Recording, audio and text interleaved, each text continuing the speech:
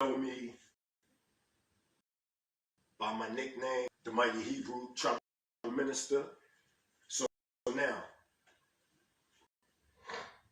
the late Rabbi Numi ben Yisrael HaMoshiach said, culture, it has been said, is the barometer used to measure and determine man's past. So when you look at, it's an anthropological expression of what's being. And this was a means to determine man's past, present, and future.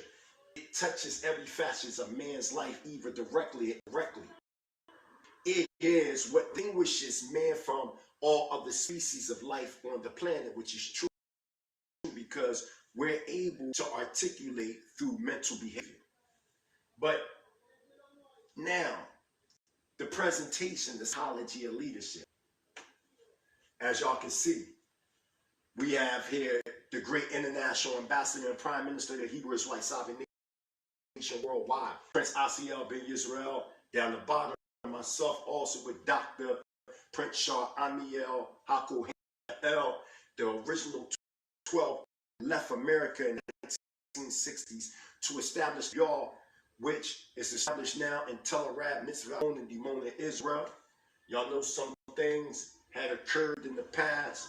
There was a decision to split leadership.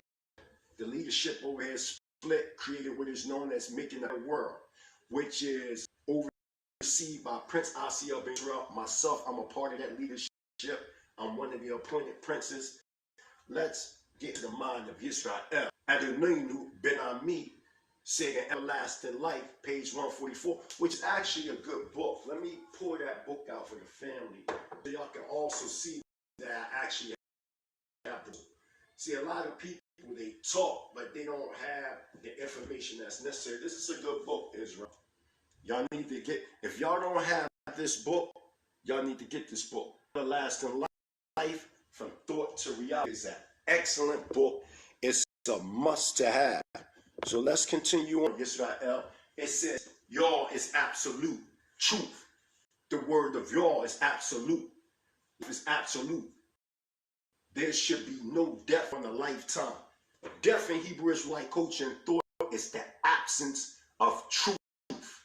That means death. That's God. To live is to pursue y'all.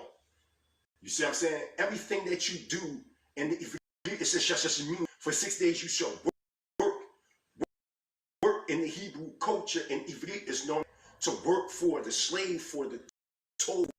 So everything that we do in Hebrew culture and thought is predicated on work/worship, which is absolute. So we're talking about the clothes that you wear. We're talking conversations that you have on a daily basis. We're talking about what you eat, what you ingest in your body, physically, psychologically, spiritually. We're talking about to enjoy life is serving Yahweh. I told you, service, towing for, working for, Avad. For 6 days you shall worship. When you're talking the Shabbat, you're talking lishbot. In the Hebrew, it means the halt from the continuous act. We've been misinformed what the Shabbat is really about. Another story. Death comes into play only after the man turns aside from the life. Death is the absence of truth, period. Trees of life is significant only if man eats from the tree of good and evil, after which become the goal of those seeking life. It also symbolizes the fact that the fruit of knowledge or wisdom will become available again to man. Man cannot live and die. Like, you can't be serving two masters. You can't be living and dying at the same time. Either you living or you dead. It's talking about metaphorical Eastern principles that has to be understood with the Eastern mind state. We can no longer look at the scriptures by the way of a Western thought, a Western ideology. We must look at our culture as the did. We done got so westernized within our mind state that we have no understanding of life anymore. We let those whose objectives is to destroy us as a people, to define for us as righteous which not righteous.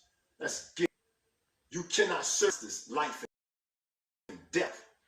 Death is not a part of, neither is life a part of death. In divine Hebrew thought, you never prepare to die. You only prepare to live. That's why all this dying and going to or hell, heaven and hell is right here on this physical plane that we know. Heaven, Hashayim, the water replaces is really the mind. The edicts or ratizah is manifestations and substance from the mind. So when we talk about beginnings, Elohim Allahaya manifested the heavens and earth, we talk about thought from the mental plane coming down to the this is what the Bereshit code or what is falsely called Genesis is really talking about. Let's get it. Forever trying to establish, maintaining, strengthening, and connection with the eternal life. This spirit transcends death. That's it. We get it. We going to talk that talk. Bruce Lee made a sentence in completeness. He said, knowing is not enough. We must apply. Willing is not enough. We must do. When Israel, they like to just conduct Shabbat services. They want to wear the fringes. Like y'all see me. I got the ZZs. Y'all see it? I got the fringes on. I got the however you want it with the cords of blue. But it's more to culture than that.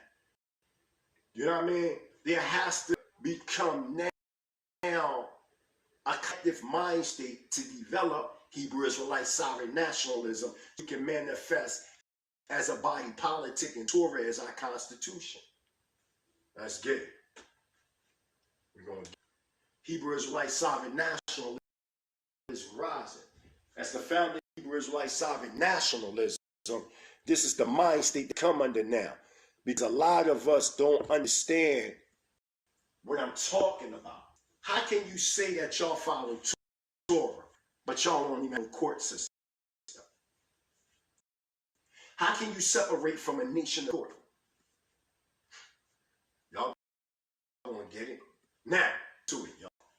Cointel Pro, long range goals and of a black messiah.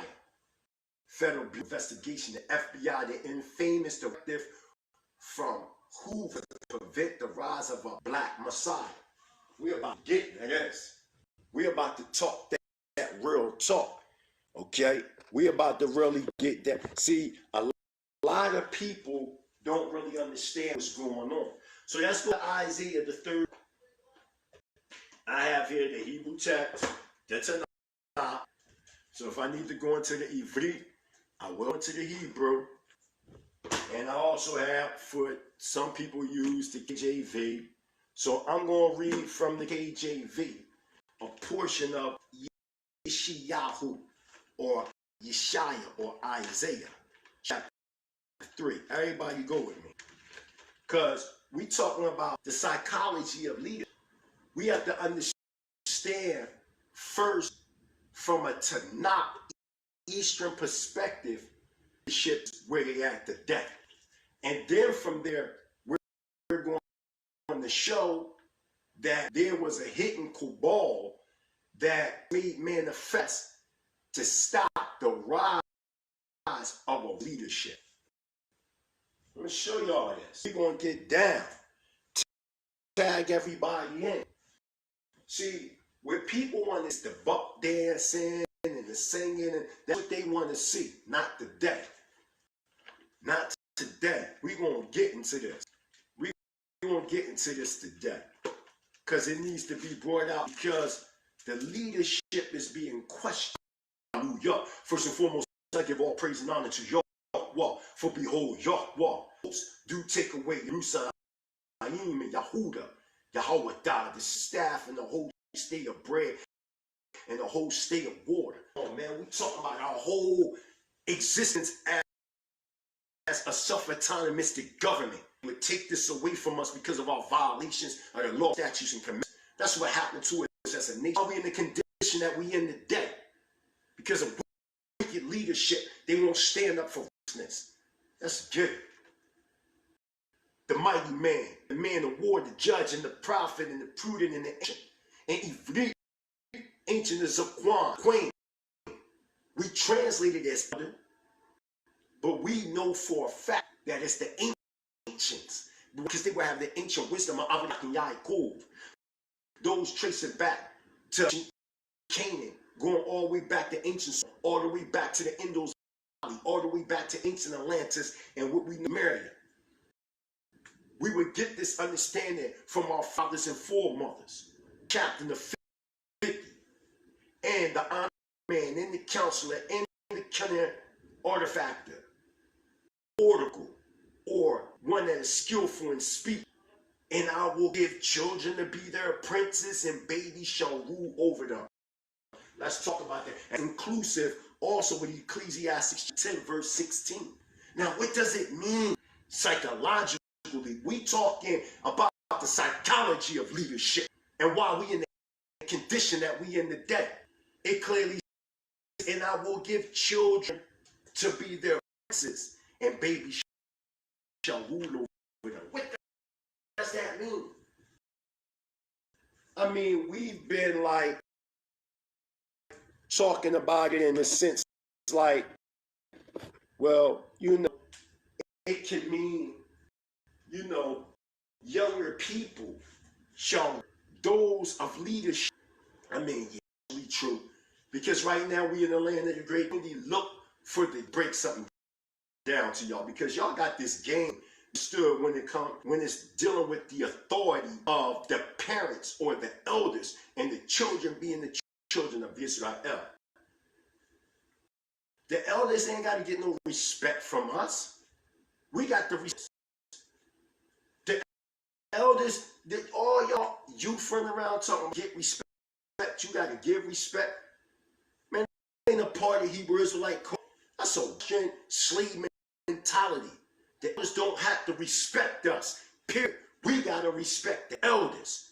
And then in turn, when we rise up, then they're under us, they got to respect us.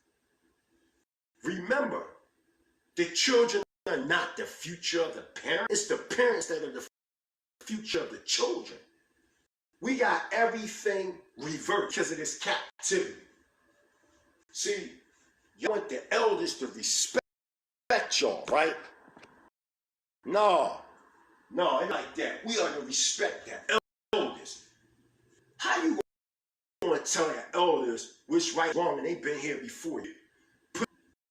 Dying in tears, like the late Frank Pittsburgh, PA, who got hung on the noose by a hybrid Gentile for saying that we was Israel in 1901 ACE. You can go to the temple that's being ran by El Ben Yisrael. What are you talking about? We in captivity because of our own misunderstanding and incomplete understanding on how to serve y'all. That's why we in captivity. We not in captivity just because, or because of spook history, God captivity. We brought ourselves in captivity and measurement. We got to get ourselves out of captivity and measurement. Y'all really think that y'all know what y'all talking about, but y'all don't. You want to know why? Because nobody never brought the scripture in a practical sense that it can be attainable. That's why you got wars Facebook right now. People talk about we ain't got to uphold the law in captivity and all. Listen. We in the falling right now. A lot of people gonna fall wayside. Period. All other coaches and people can express culture to their people. We the only one in ourselves opposed to a religious mind state. We ain't on that level no more. That was good for those back then, such as William S. Carl, such as Rabbi Matthews, Arnold Josiah Ford, Rabbi Arnold Josiah Ford, Rabbi Wilkins, Rabbi Washington, all them that came before us. It was good for them at that time. Back in the day when they first learned the Niqwadati, they knew it, the Aleph, the Bet, the Damat. Now we know it from the Aleph to the Tov. We could break down the conjunctions if you the pronouns, the nouns, all that. We on another level. We speaking the Ivrit as a language now in the land of Israel. It's not just a dream no more, or a myth, or fantasy, or some type of the sky. We in the land. People complaining about what's going on in the land. Well, if you built, like, go over there and do something about it in righteousness. But if you wicked yourself, how you gonna talk about the leadership and you wicked? I'm up here to stick for the leadership because you had men and women at you. Where was you at when people was dying in over there in Dimona and they was up there feet trying to fuss? But you want to sit up here and talk about leadership as if you know what's really going on geopolitically? He was locking up our OGs, our real OGs, Prince ICL. Come on, man. Y'all corny, man, to even sit on social media and diss the elders. And the elders put in work for us to stand today and we Israel. People literally died for this. A certain way we can critique the elders and whatever mistakes they made, we are known not to make the mistakes, but to openly disrespect them, even if they, it's a way that you correct the wrong without causing the elders to show face, man. Let's get it. Putting y'all check today, man. Verse 6. Look, no, 5. And the people shall be blessed, everyone by another, everyone by his neighbor. The child shall be proudly against the ancient. A lot of y'all are children mentally. And that people that have been in this, I've been in this culture close to 30 years. Close to 30 years in this culture. How's somebody that just getting the coach out of no, just getting off the stoop, gonna try to tell me something about this? You know how many congregations I started? How many countless newspapers I wrote for? How many books and pamphlets I wrote? How many congregations I lectured on the country and all over the world? And you think I'm going to sit up here and some young, meaning mentally, I mean by age, but mentally disrespect the elders. We know in our culture, real. Matter of fact, let me break something down to y'all, because I think y'all don't know. Invite more. I see y'all come in. Oh, more? Damn.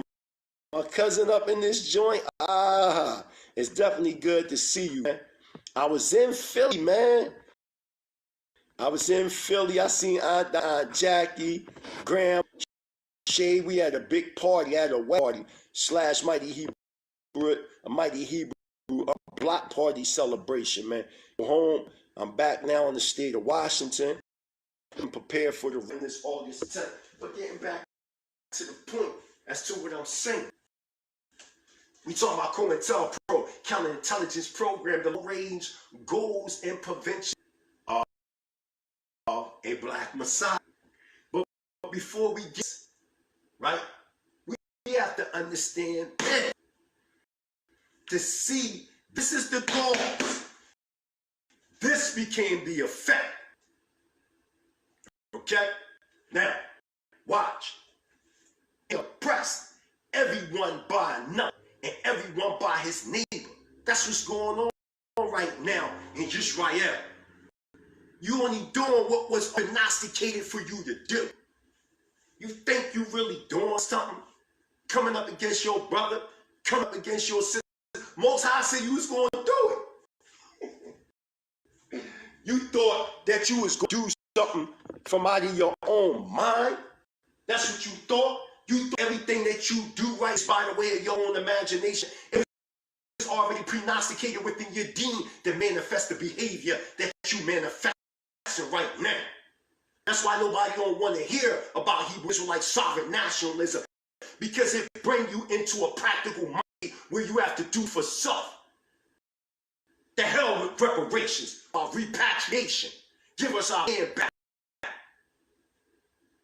Give us the keys to the archives, Oxford. Yeah, the Vatican, them folks, they know exactly who you are, Yisrael. Like I said, be priceless. There's no money. You got Bill Gates money, man. You're Mona Lisa. Nerve of you to ask for reparations. There's no price that you could put on Atlantic slave. Do you know what it means to lose your language? When you lost your language, you lost the sacred sciences and understanding how to deal with the you as a Hebrew Israelite sovereign national. Y'all religious. Y'all crossing over Western ideology to Eastern Israelite thought. And that's why people turn from the Israelite culture, because most of y'all on social media don't know what y'all talking about. Who is y'all leaders? Who is y'all teachers that taught y'all this? My teacher, my original teacher was Prince Cass. Y'all know him as Prince Israel. Prince Asiel, Prince Ami, the late Ben Ami, that go all the way back to Elder Ariel, which go all the way back to Rabbi Matthews. There's a chain of command. Y'all social media nuts is coming up on there. Oh, I'm a prince. Oh, I'm a leader. Oh, what congregations have you opened up? Where have you shown yourself approved amongst us that you are leader? The season is over for soft leadership. The only way in my eyes you're a leader, that you got to be appointed by a leader that, and you yourself have to put in work. If you don't have them elements, to me, you're not a leader. You're not just going to get up and say that you're a leader and you ain't put in no work. That's it. A child shall behave himself against the age. That's what a lot of y'all do on social media. Y'all young bucks come up on social media, disrespect elders that put in major work. You ain't put in nothing. You regurgitating and revenge the elders already established. But you just putting your own understanding to it instead of humbling yourself and coming to the elders like, elder, you know, no, this is how I see it. Maybe it might be right or wrong. No, you want to bash or belittle elders. I'm talking about any of y'all that's disrespecting the elders and real leaders in Israel. I don't respect none of y'all. Y'all not on the level of righteousness or put your foot in somebody's and act like you better than them, but you being wicked as hell yourself. Let's get it.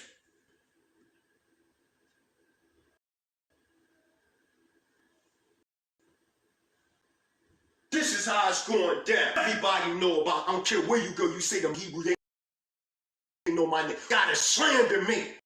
They have to put lies on, just like they did the prophets of old. They put lies on Isaiah. They put lies on Ezekiel. They put lies on Jeremiah. They put them because they was teaching the truth.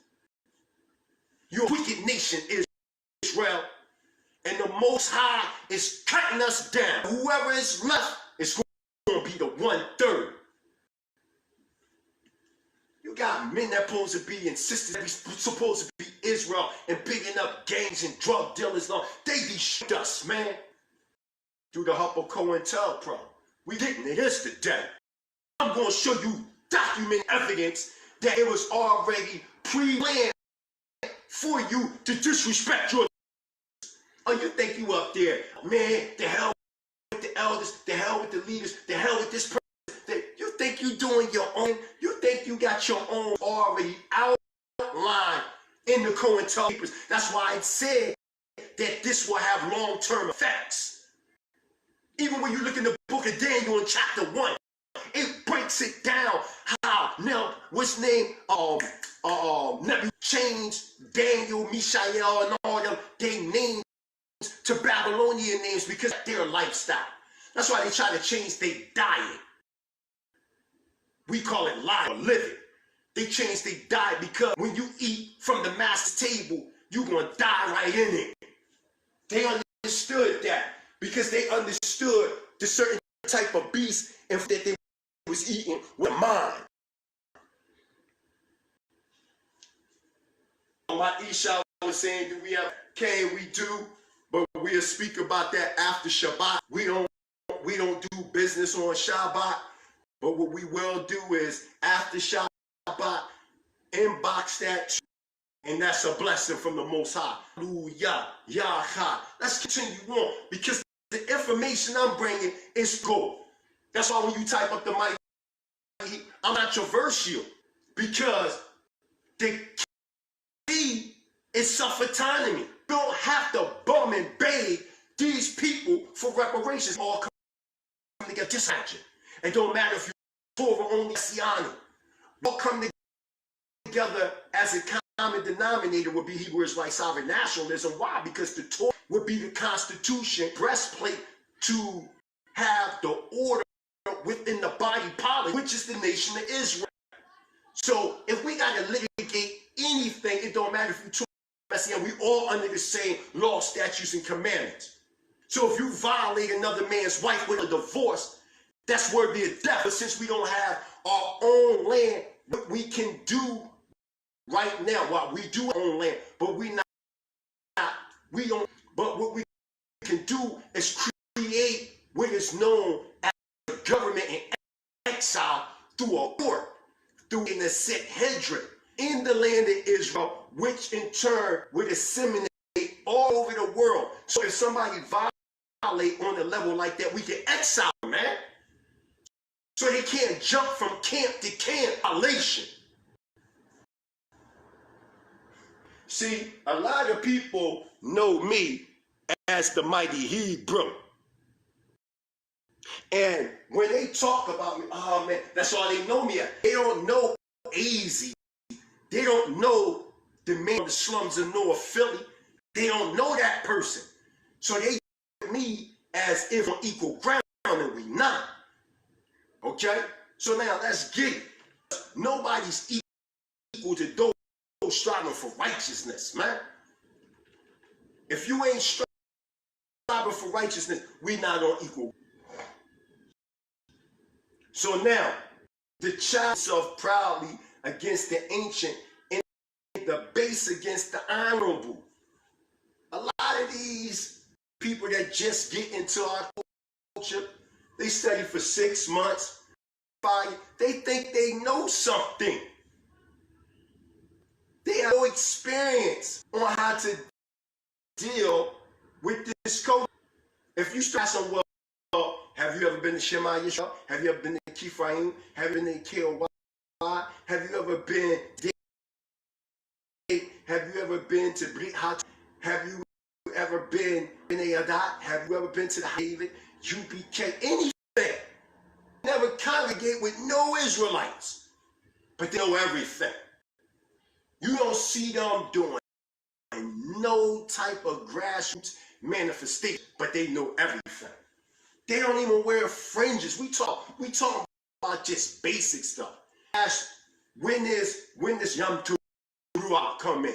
Yom Kippur, Sukkot, Pesach Hakat, Matsu, any of this, they don't know none of this stuff. I'm sitting on watching y'all. These cats don't even do the feast. They argue, oh man, you can't do the feast activity because that's and that's. Well, you're not actually doing the feast, what is known as a memorial. All nations on the earth are glued nationalistically because of culture. Remember, let's go back to that, what I said. Culture, remember, it's used to measure and determine man's. So if we argue on social media that we can't uphold the laws, statutes, and commandments, which is our culture, then shit, where they going to get the culture, or our children going to have cultural pride at in these schools? Where they going to have cultural pride at? Because y'all keep telling people we can't do the law, statutes, and commandments. And we know we can't do it. We can do it. We can't more. We know that. Because in the Torah is a constitution for people to uphold. But if anybody understands geopolitical or geopolitics, they understand when you are a nation in exile and you create a court system, cultural expression, you now become a government in exile, a nation within a nation. This is a... We not talking hearsay. We talking fact when you understand governmental behavior. These guys don't understand that. These guys just want some money. That's that. Okay. Watch this. And listen to what it said. And shall behave himself proudly against the ancient and the base honorable. So you have men and women that's going to be striving for righteousness and honor. But those of the base are going to get more attention. So that's just, if I come on Facebook right now and stir up a rumor and go round and talk all this trash about another, I get 1,001 views. But if I'm talking the truth, some reality, you don't get the many views. What the scripture clearly said that the base will behave, or shall behave himself proudly against the ancient or the elder, and the base against the honorable. So it's going to be more people with the wickedness. And those that study psychology of the mind state of Israel, that more people are for a lie than the truth. So people think, yeah, man, I'm telling the truth. I'm teaching the truth. I'm the truth. The scripture showing that you a straight cold liar. From the door, you a liar. This is why people will not only debate me in Torah. No, when we open up that Torah, post-Torah doctrine is the problem in our nation. Once we exit post-Torah doctrine, the righteous leadership will stand. We can no longer accept any demigods as God when they're period. The Torah is supreme over everything that we litigate on. Anybody say fuck the elders, they ain't got to listen to the elders. I ain't in this culture no more. I ain't dealing with this Hebrew. We exile people, man, from our presence, man. They in no bring of progress of Israel rising and resurrecting as a nation. We don't need type of people around us, man. What you talking about? Shabbat shalom, Lord. The mighty Hebrew is really back. Y'all want to really be taught? Y'all really want to build with the mighty Hebrew? You really think that you on the level to build with me consciously? And I'm not talking about a specific person. I'm talking about anybody that think they can challenge Hebrew Israelite with nationalism. Your religious ideology wants us. That's good. We're about to close this out and get into the documents of the Code Pro. I'm going to show you why you act the way you acted on social media. Or you thought, oh, I'm acting the way I'm acting because I got my own mind and I'm doing what I want to do. And I'm doing it. Get the fuck out of here. No, you acting like that because it was already prearranged for you to do the way you do, because J. Edgar Hoover and them already manifested the psychology of long-range effects that going to take place within our communities. That's why they was like, they destroyed Malcolm, they destroyed King, they destroyed Huey, because they was through their astrologers, they was peeping the time when the Moshiach would come. Didn't it say you and your king into a strange which you know your fathers have known, and there you will worship idols, even wood and stone. We up here waiting for a king to come out the sky when they're in captivity with us. So there's a lineage that's amongst us, that's a part of that royal bloodline. This is why this is why there's certain charismatics amongst us that move as royalty. Why? Because the leaders are us that were princes and kings and princesses. Let's get it. Watch this. Against the honorable. I read that. Let's get it popping. Now, about Cointel Pro, long-range goals and prevention of a black. The infamous directive from Hoover to prevent the rise of a black Messiah. A Messiah with power, according to document, to bring about unity and correlation among black political groups. The document reveals a central purpose pro to hinder the political actions of the radical Black American population and unity there. They understand that. Shema Yisrael, they know your whole ahad is oneness. We got to break the unification. Hebrew Israelites sovereign nationalism is to bring forth unity amongst all the congregations, all the communities, no matter if you in the camp, no matter if you nomadic, it don't. Hebrew Israelite sovereign nationalism is will consolidate all over the planet Earth, and they don't want that. That's why they book and Instagram. They didn't ban from social media. Stop lying on me, talking about they banned me because of my past choice. No, they didn't, man. No, not. They banned me because they say that I so-called hate radicalism by the way of Israelite sovereign national. You clown, man. You a clown. If you wanted the same thing that I want, you wouldn't be up here openly trying to impose against me when my whole objective is to bring truth to the people who can come from out of captivity. No, you want to stay with me. All those that was ever against me is because they really like it the fuck over here. That's the truth. That's the way we talking about. We at war, man. What you talking about? You think that we free because all y'all is king or we can clap at us? You think we free on levels like that? That's the Most High giving us. Not that we free, but the Most High is giving us mercy. Why? Because the 8th chapter or King said what Solomon said when he made Tafel.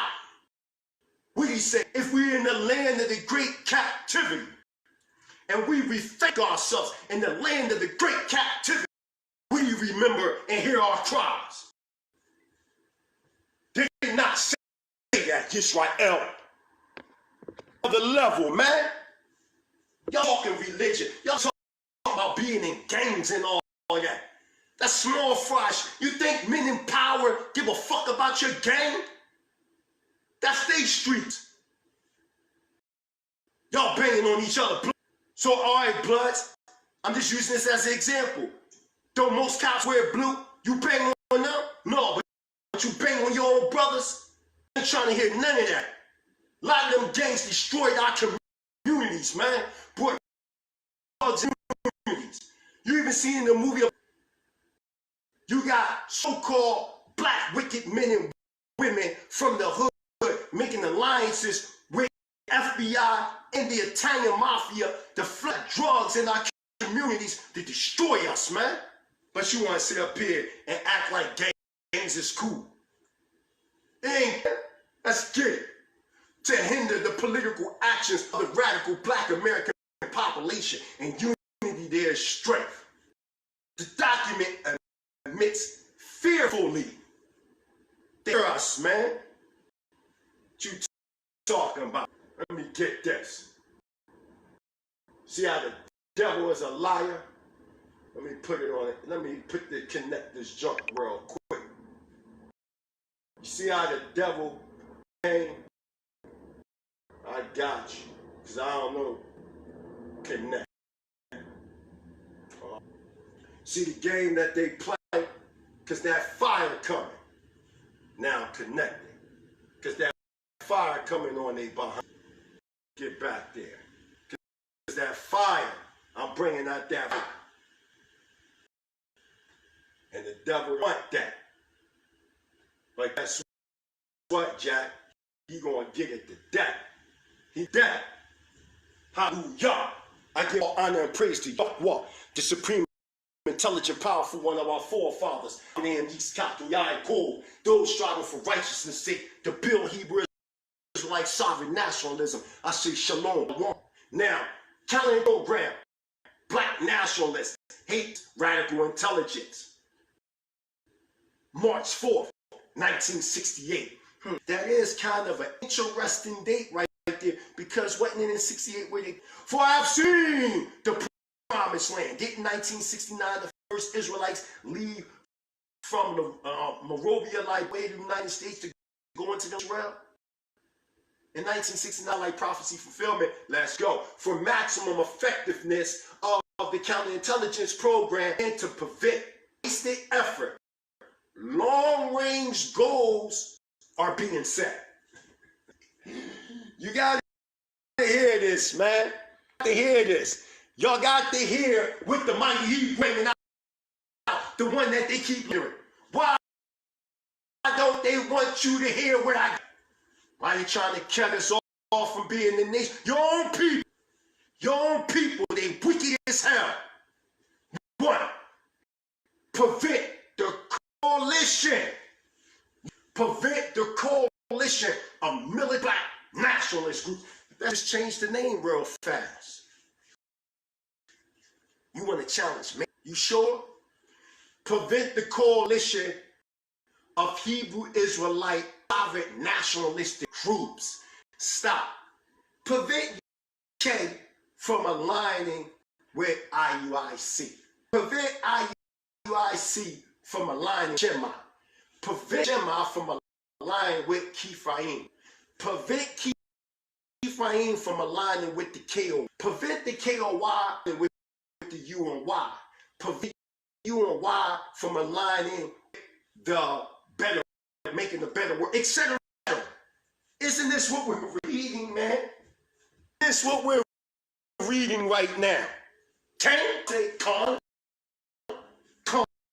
Cain, however you want to announce it.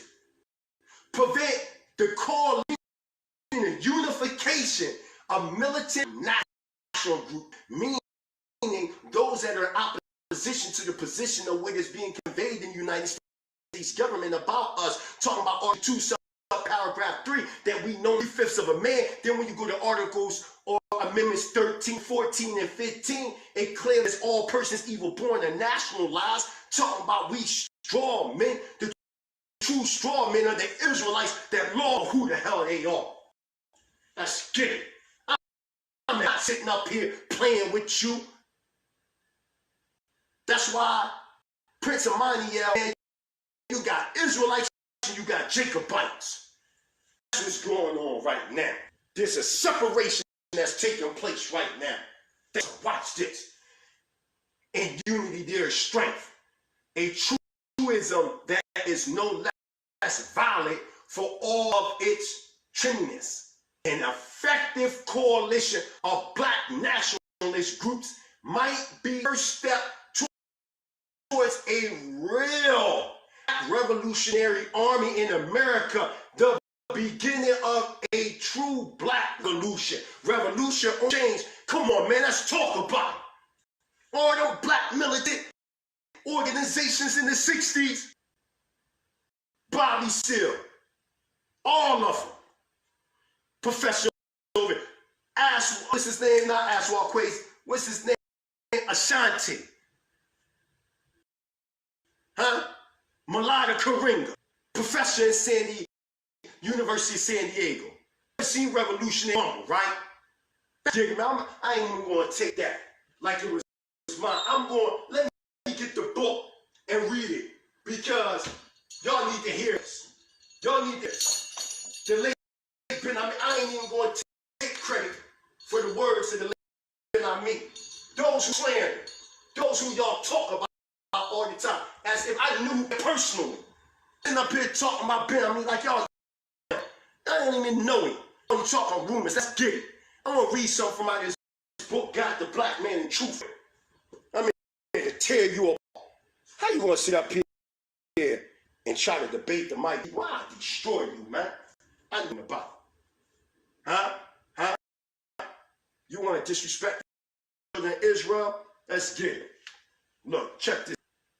What's this? Oh, it fell right in my lap. Hallelujah. That's it. We're in the book, God, the Black Man, and Truth by Ben Ami. The power to define. Let me put on this light. Let me see how I look. Let me see what's better. It don't matter like that. All right, check this out. The perfect illustration of the deception of the adversary of Yah is seen in the revolution of the 1960s. What started out as a revolution against the oppression of black people in America, being a revolution of black people. The cries of a people for freedom were cries for true freedom, not an imaginary superficial freedom balanced with divides. Let's get it. Initially, the adversary was uncertain of what black about freedom, because our people were not what they expected their freedom to be. Consequently, before they specified, their adversary quickly saw opportunity to define what blacks in America were struggling for. And when he did, he also determined the means violence. In addition, there was no unity. Stop. The coalition of black nationalist groups and unity their strength. Come on, man. See how I'm making everything coincide with each other and how it's all making sense? This was already prognosticated happened to you. You think you on social media to the elders because you think you got some greater knowledge than the elders? No, you bashing the elders because you've been bashed by those that are in it. Checking your mind out. I know they told you about me. I know they told you on the phone. Y'all know what it is. I know they told you on the phone, like, you don't really want to, like, challenge that ball. Let's get it. Let's get it. Let's get it. Because you think you dealing with somebody, I'm just this regular nigga. That's what you think, right? Let's get it. Let's see. In addition, there was unity, no objective, and no established order or manner to teach the power elite. Listen, to teach the power elite, meaning your leaders. Oh gosh, man. The oppressor comprehended the vision. He knew what to do. He used his old divine and conquer to keep the minds of the people void and ignorant concerning their purpose until he was able to devise and establish a plan to give tokens that would symbolize freedom. Come on, what you talking about? Oh, I got a house. I got a house. Master got a cell phone. I got a cell phone. Sex with our women. We can have sex with their women. You thought because he gave you some physical accoutrements, trinkets, you was good. But then the Most High say, be careful not to deal with bribery. Huh? Sound familiar, huh? Let's get it. Watch this. When the person comprehended the division, I read that part, let's jump.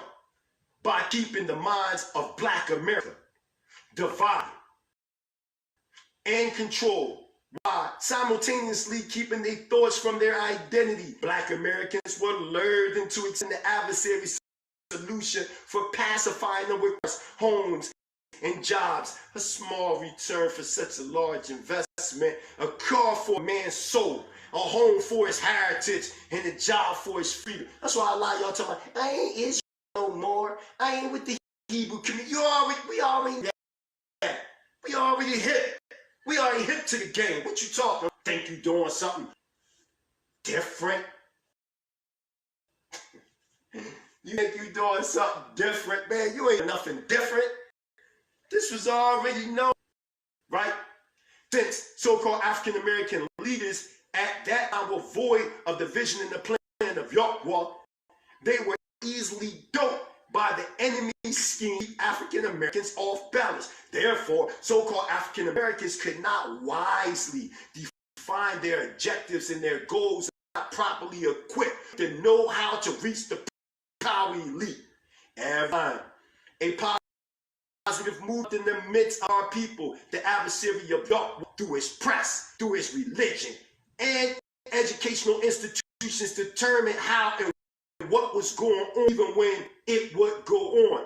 Immediately, he began to declare unto the freedom seekers as well as the world the definitions of what the black struggle was all about. So the adversary manipulated and took control of the struggle and determined where it was going and how it was going to get there. Whenever we began to formulate and for ourselves, the world media and our own people then labeled us cultist, weird, perverse, and criminals. That's what y'all doing right now. The mighty Hebrew is this. The mighty Hebrew is that. This, that. This leader, this. They did that. They did this. What they said you was do before you even did. You are an agent, knowingly or unknowingly. If you professing the psychology of we are reading, discussing, you're an agent. Period. Period. If you trying to get your comrades locked up amongst this government, agent, man, you this government, you talking about what you trying to say. If you perimeter of Israel to the enemy to destroy your own people, you're an agent. What you talking about? Not an agent? You really think you're not an agent? Okay, let's get it. Let's get it. The media creates and controls all images. No matter how many times you deny it or how you fight it, media controls your mind. If right now this is watching this presentation right now, this live presentation, let's say for instance, let me get a name. Let me just play around real quick. Let's say,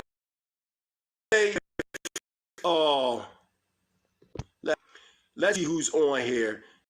Okay. Let's see who I use. Okay, Brother Dennis, for example. Even though this is not true about Brother Dennis. Let's say if I throw up there, Brother Dennis, brother, for 800 pounds of Hershey Kisses, right? Up there. And it starts spreading. No matter how much he deny it, even if he on camera in another location where I say he did this, the people don't believe. You're going to still have people believe Dennis stole 800 pounds of Hershey. Even though he's right on camera at a location, he wasn't there, and it's a lie, you still have people that believe it. Why? Media controls your mind. The media controls your mind. You're not on a level to break from this society. You're afraid to leave from this society. You're afraid to self-judge. You love begging. You love master. You love begging. Oh, master don't do nothing. Oh, look, they're upsetting us. Look, oh, they're shooting us down. Oh, they doing these because you refuse to unite. You letting religious differences divide y'all. And then y'all turn around and say y'all not religious. Come on, man. You see the oxymoron BS behind this that you talking? Let's get it, man. Let's get it. Watch. The media controls your mind. The standing order is to scare them, chastise them, or kill them. For the earth's affected people must to the kingdom of Yahweh for their salvation. Generally speaking, our people aware that there are various forms in the framework of the Constitution of the United States, for example, freedom of press, freedom of speech, freedom of religion, etc. But freedom not practiced is worthless. What type of freedom were Black Americans striving to attain? They insisted we want to be free. There was no clear-cut definition. The adversary capitalized on this cunningly and craftedly fashioned a freedom suitable to himself. Thus, he began to delude the masses into thinking that integration was synonymous with freedom. That's why y'all don't want to leave America. That's your Irish America. That's why you love America. Want to leave America because you know that you're judged in our own land. You commit adultery with somebody's wife, you get put. Y'all run around talking about, oh, we got to get rid of the pet. Well, the scripture say we got to get rid of the adulterers too. The those who blaspheme the Creator's name, all that.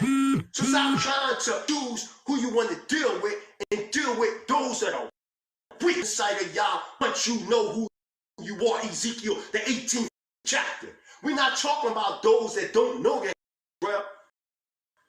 Once you find that you Israel, you Ammons, and you still living in wickedness, you're supposed to be dealt with, man. Period. You're supposed to be dealt with. Making all kinds of excuses not to be dealt with.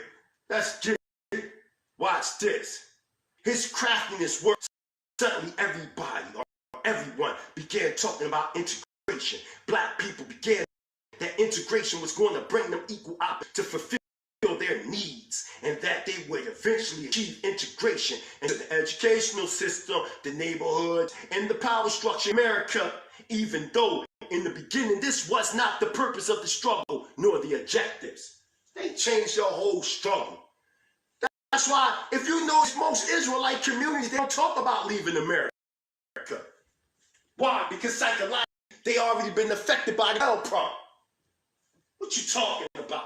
That's why it's always waiting on somebody to crack the sky, or we just having Shabbat, and you don't hear nothing about leaving this land. Initially, the masses were not speaking of a materialistic revolution. They were deceived by their own political civic leaders who deluded the people because they had been missed by their rule. They fed the lies and deception to the so-called black masses because they had not soundly evaluated what was being told to them by black leaders, were confused. A lot of you so-called black, y'all wicked. Lured us into this. That's why you had that wicked-ass nigga Steve Harvey. Told free. Not Oprah Winfrey. What's her name? Neat. Threw under the bus, Oprah Winfrey, Tyra Perry, all of them. Now look at Steve Harvey. They did him dirty. You see? Talking about. You can't even sit in my if you ain't thinking like, you're not even my sorry peer. If you're on levels like this, if you're thinking with everybody else, come on, man. Every so-called African-American is dealing with what you call reparations. The new thing, yes. In Cobra. I was in Cobra, Wrestling Completeness, Mother Moore. I was dealing with the reparations movement when I didn't know no better. Y'all run around here asking the devil to give you something. When did the devil ever give us anything? With nation, listen, man, you got to take and write the 60th chapter of Yeshayahu to the 66th chapter, tell you how we going to come from up out of this. You ain't got to beg. When you come as a nation of politics, it's all just going to be given to you. As long as we stay splinter group, they can control the element. They can control us. But once we fight Voltron, let's get it, because this joint about to get real crazy. Because y'all need to hear this. Let's get it. Watch this. It says, the adversary took complete control of their minds and their struggles in the power to define and consequently derailed the objectives of Black America. At that time, Malcolm X proclaimed the a struggle for them because it had become a circus. Further stated that the march on Washington was a three-ring circus. The leaders sold their people out. Not only did the power structure con us into seeking integration, but also job houses. Thus we forgot about freedom. Soon after, one did not hear talk of, but instead rights. The right to live, right to work, the right to eat. Certainly blacks talking about integrating the schools, jobs, but thus the power structure made them believe that freedom, as they defined it, made the system their friend and savior. Western liberal democratic system is your God. Your so-called God. Right? During the revolutions in the 1970s, the disorder individual resorted from these the words of Ben Ami, the Benami, that result from not having the defining power, true meaning of freedom to be lost. Also lost early in the struggle was the desire and willingness. That's why a lot of y'all in Israel, y'all be like, man, I ain't Israel. No. What happened was now, because of the disorder and division that resulted from not having the power to define or the defined power, it caused the true meaning and freedom to be lost. Also lost early in the struggle with the desire and willingness to fight. See, you would see somebody, they was in the culture for 1 year. Oh man, I'm tired of this, man. I'm out. We got you covered, man. Right? We got you. The 1960s revolution, they were beyond ever be slaves again. They were unaware that pacified. They were still slaves, but only by wearing a white shirt and collecting the page. Thus, despite the shackles of slavery have been broken from their chains of oppression, remain securely in place on their minds. Despite these mental gains of a visible few, most of our people were and still are worse off than ever before. This new freedom promised independence, submissiveness. From that time, the adversary began to take steps to inhabit any future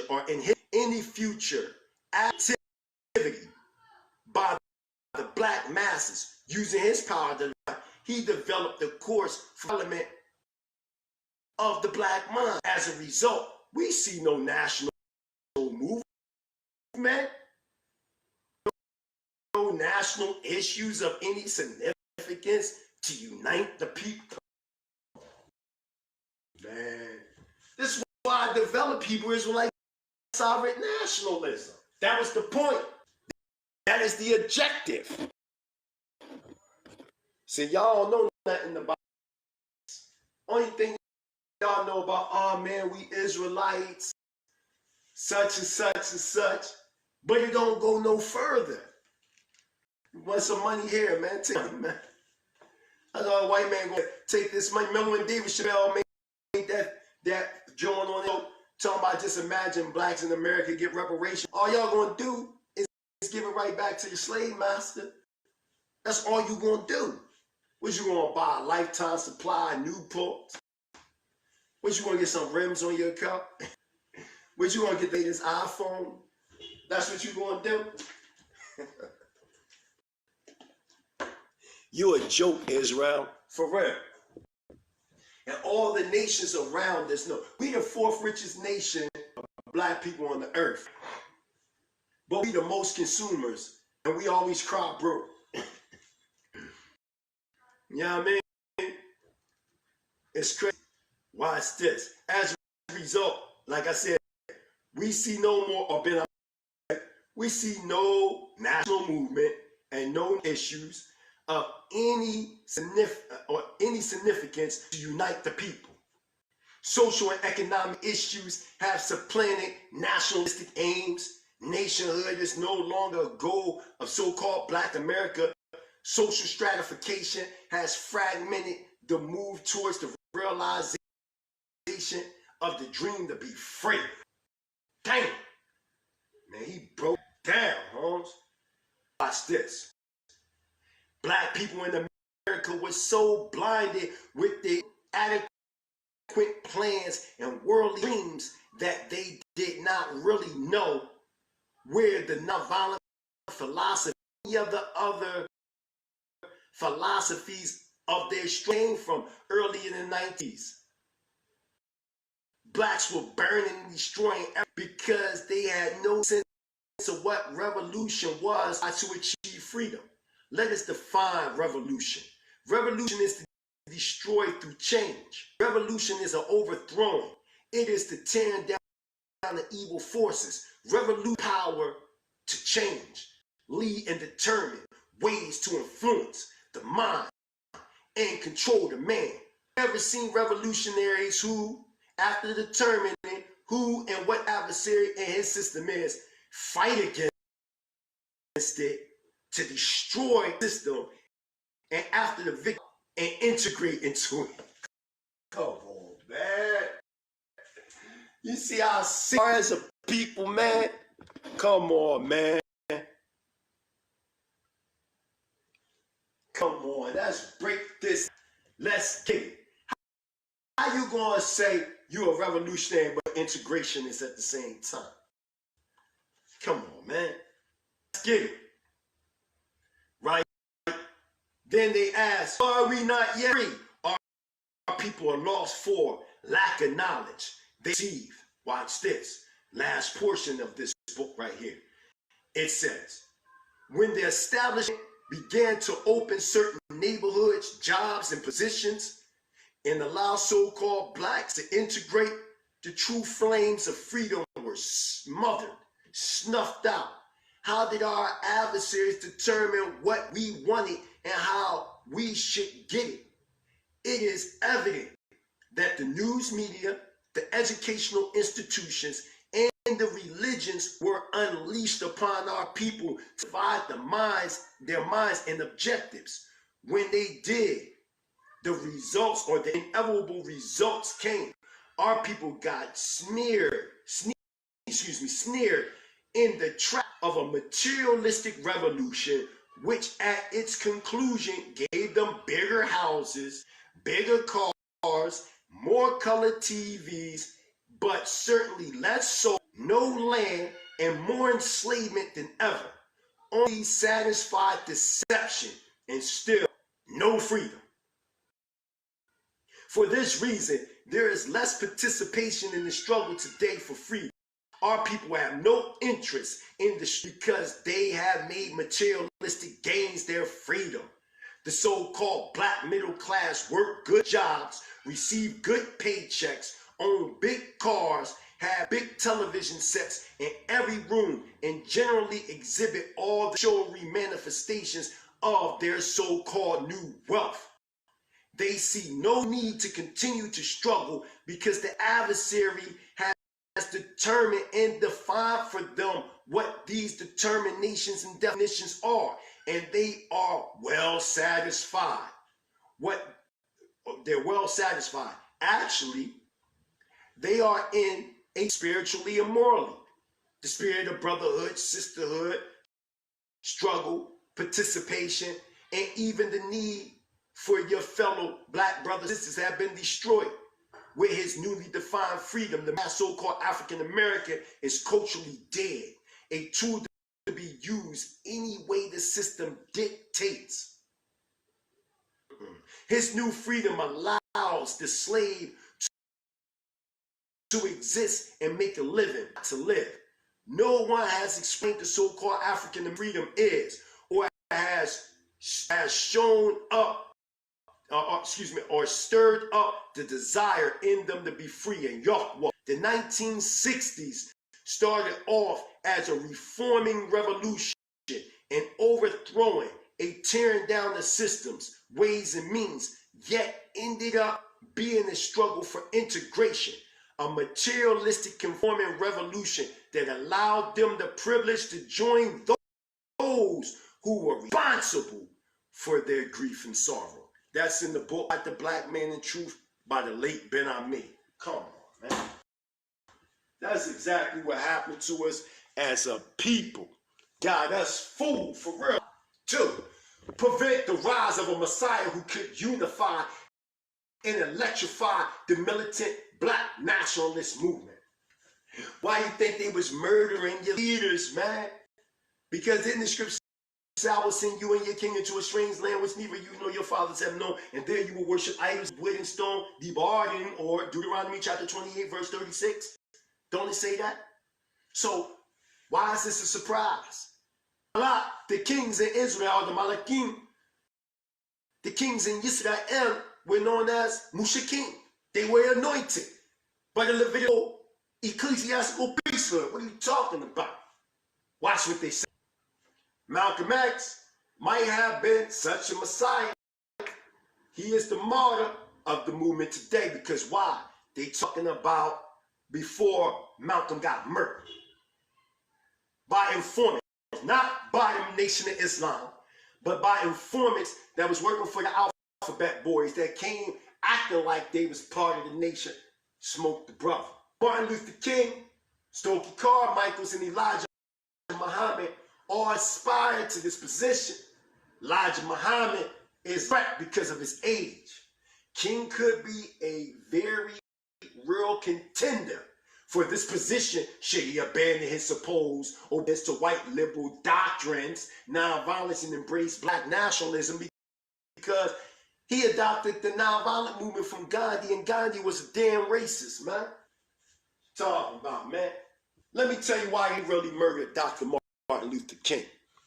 See, y'all think Dr. Martin Luther King got murdered because he was talking about integration. That's not why he got murdered.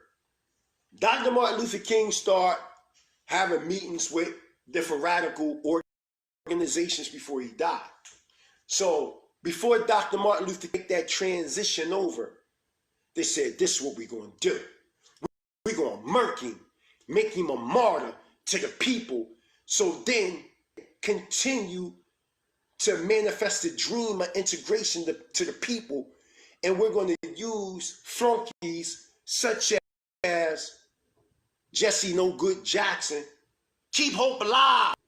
I am somebody, even though I don't know who I am, but I know that I am somebody. So Martin Luther King was murdered by the enemy as a sacrifice so he can be looked at as a martyr in our eyes to continue the integration nightmare. Verse he was really murked because he was transitioning over Christ's insanity, Christianity, to a form of black nationalism, which in turn Dr. Martin Luther King would have thus manifested a form of Hebrew Israelite sovereign nationalism. They had to stop him. Cradle has the necessary charisma to be a real threat in this way. Great violence on the part of black nationalist groups. This is of primary importance and is, of course, a goal of our investigative activity. It should also be a goal of the counterintelligence program to pinpoint potential troublemakers and neutralize them before they exercise their potential for violence. That's why they're trying to neutralize me, man. We got to stop him from talking. We got to stop him because he holds the key. He holds the key to bringing Israel under a coalition as Hebrew Israelite sovereign nationals. No matter if you're Torah only or Messianic, it don't matter. We all Hebrew Israelite sovereign nationals because under Torah, that's the constitution that reigns supreme. They keep us on our square in truth. They know that. Boom, that's it. I'm going to show you how you think you're doing something. Boom. 4, prevent militant black nationalist groups and leaders from gaining respectability by discrediting them to 3 separate segments of the community. Come on, man. They gotta discredit me. They gotta discredit me, man. On purpose. They got to.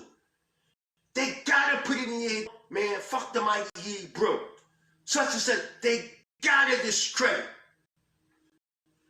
Prevent militant black nationalist groups and leaders to see me and the late General DeShante. They hated that.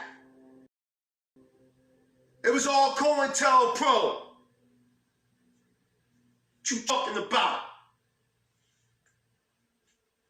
Prevent militant black nationalists and leaders from gaining respectability by discrediting them to 3 separate segments of the community. The goal of discrediting blackness must be handled tactically in 3 ways. You must discredit those groups and individuals to first the responsible Negro community. You gotta discredit them through Oprah Winfrey. You gotta discredit them through Steve Harvey. You gotta discredit them through Tyra Perry and all them coons. They don't care about us, man. Talking about. This was already established. This was already established, Yisrael. Oh, you thought you was doing something new by coming on Facebook? Throwing out slander?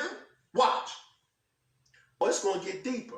Watch. Second, they must be discredited to the white community, both the responsible community and to liberals who have vestiges of sympathy for black militant nationalists simply because they are Negroes. We got to discredit them through white America, so-called white America, and any so-called that one of her, we got to discredit them. But this is the main one. Number 3. This is the main one. Watch. 3. Third, these groups must be discredited in the eyes of Negro radicals, the followers of the movement. The followers of the movement must have a hatred towards their leaders. They already said this was a long-range effect that was going to take place against our people, man. We're talking about, they already mapped it out that you was going to have the younger generation come on social media and talk trash openly about leaders and elders and they already mapped this out that you was going to do this. You thought you was just going to be on your own doing this? Oh, you thought, damn, I'm doing something on my own. That's what you thought? You thought that what you was doing was cool? You thought it was your own mind state that was causing you to do this?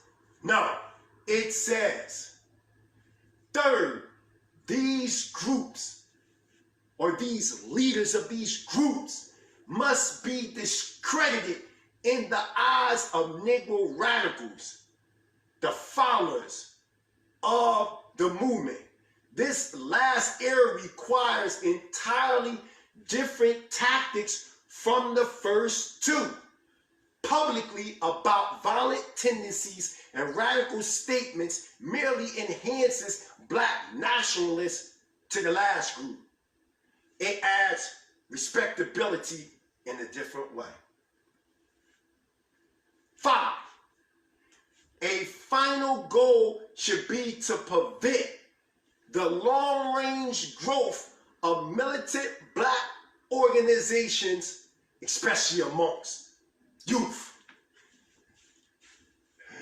The final goal should be to prevent the long-range growth of Hebrew Israelite organizations, especially among youth. They did us good, didn't they? They did us dirty, man. Watch. Specific tactics to prevent these groups from converting young people must be developed.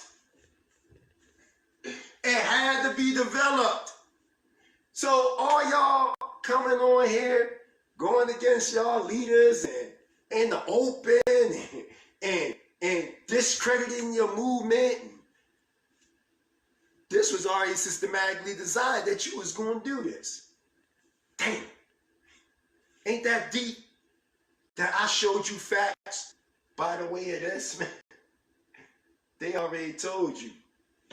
Cointel Pro, long-range goals and prevention of a black messiah. Come on, man. They already had this mapped out for you, Israel.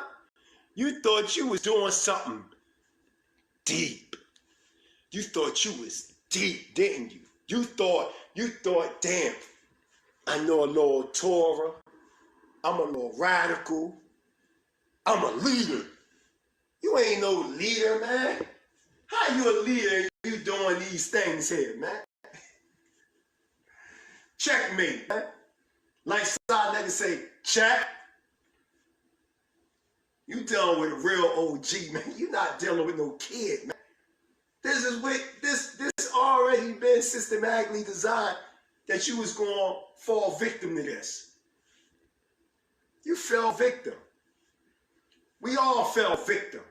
We all screamed for ice cream. These is kids to me, man. Coming up against brothers like Elder Dimitri. Oh my God, man. What type of game is this, man? Y'all already were determined to do it, and y'all doing it. No, that ain't true. Prove me wrong. Prove me wrong. Bet you can't do that, though. I showed you emphatically that the things that Israel do was based on a long-range effect by the way of counterintelligence program. Y'all already pre-programmed to disrespect y'all leaders from the rip. What did it say? Come on, man. What did it say? Let's get back to that. Third, these groups, these radical groups must be discredited in the eyes of Negro radicals, the followers of the movement. Y'all supposed to do what y'all do. Y'all supposed to be like, man, fuck that leader. The hell with that elder. Hell with the mighty Hebrew. Hell with that person. Y'all supposed to do that. Why? Because the Cointel Pro paper said y'all was going to do that. That they systematically designed this for this generation to do this. Come on, man. I told you not to get in the lion's den with me. Not with somebody like me. You can't tell. Listen, man. If you're moving like this, come on, man. I see brothers and sisters talking about, yeah, you know, go to the police on that brother. Oh, man, make a false report about that brother or that sister. Or slander that brother or that sister on social media. No, don't get with them. No, believe that way.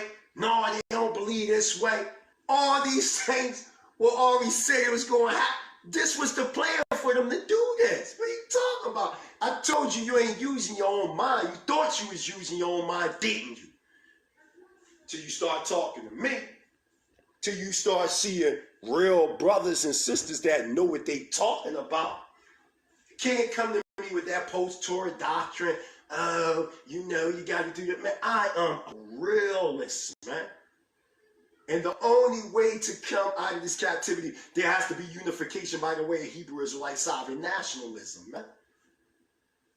They didn't want this to be. This last era requires entirely different tactics from the first two. Publicly about violent tendencies and radical statements merely enhances black nationalists to the last. That's why they had to shut me down from Facebook. They had nothing to do with my past, man. If that's the case, you can't be on those crimes. They can't be on social media, period, else they get locked up. So you know that ain't it. I'm here right now on social media, ain't I? No, they knew what I was bringing forth. They told me. Facebook, they told me. Talking about what I represent as a Hebrew Israelite sovereign nationalist, I bring forth hate. So they shut me down. What you talking about? What you talking about? They shut me down 2 weeks before they shut down Farrakhan and Alex Jones. What you talking about, man? These guys, man. This is crazy, man. A final goal should be to prevent the long-range growth of Hebrew Israelite organizations or militant black organizations amongst the youth. Specific tactics to prevent these groups from converting young people must be developed. So they had to create all these things to stop us from going. So if I have brothers that say, I ain't a Hebrew no more, what you talking about? I thought Hebrew was a nationality. How can you stop being, oh, well, I'm just Hebrew by nationality, but the Hebrew stuff, I ain't dealt. Man, look, you ain't saying nothing new. It was already told that you was going to get before you even did. You already know. Ema says, say so. That's, you know. That's how I go, Ema. That's how I go.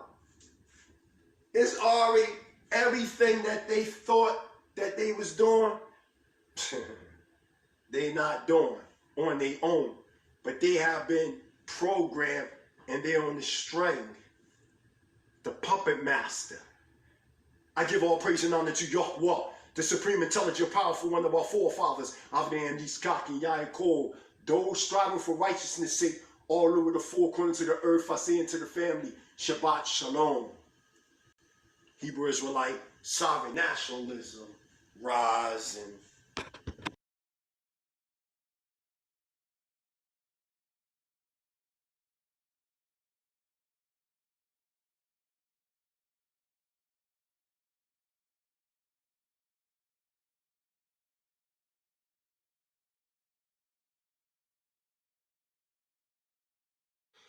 Shalom Baha Yahweh Kudesh Israel. This is the tribal minister.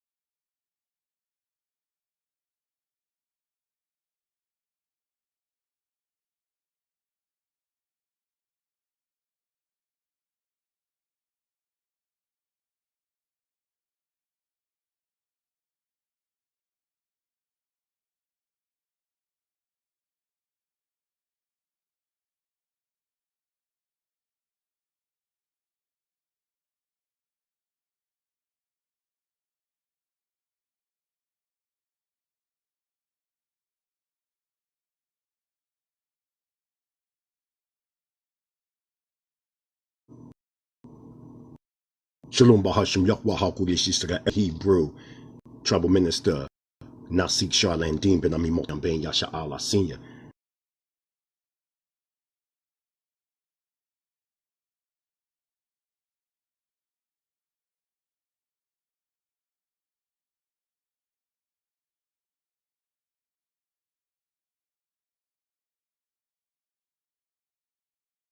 I give all praise and honor to Yahweh, the supreme, intelligent, powerful one of our forefathers. Avnei Yitzchak, Yaakov, those striving for righteousness' sake, all the earth. I say into the family, Shalom Aleichem.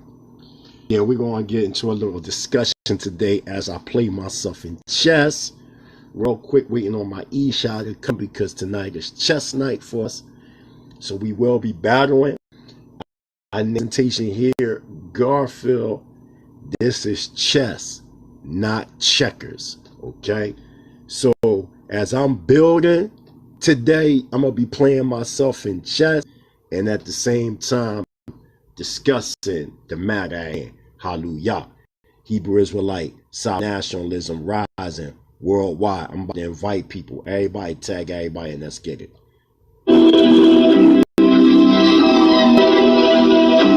Israel, we be the Michelin, like the notes of the saint, watching the fall of Phoenix. Worshippers of Venus and Osiris Venus. The seas free and demons. Apollo's creed under legion. Censorship when the devil joining.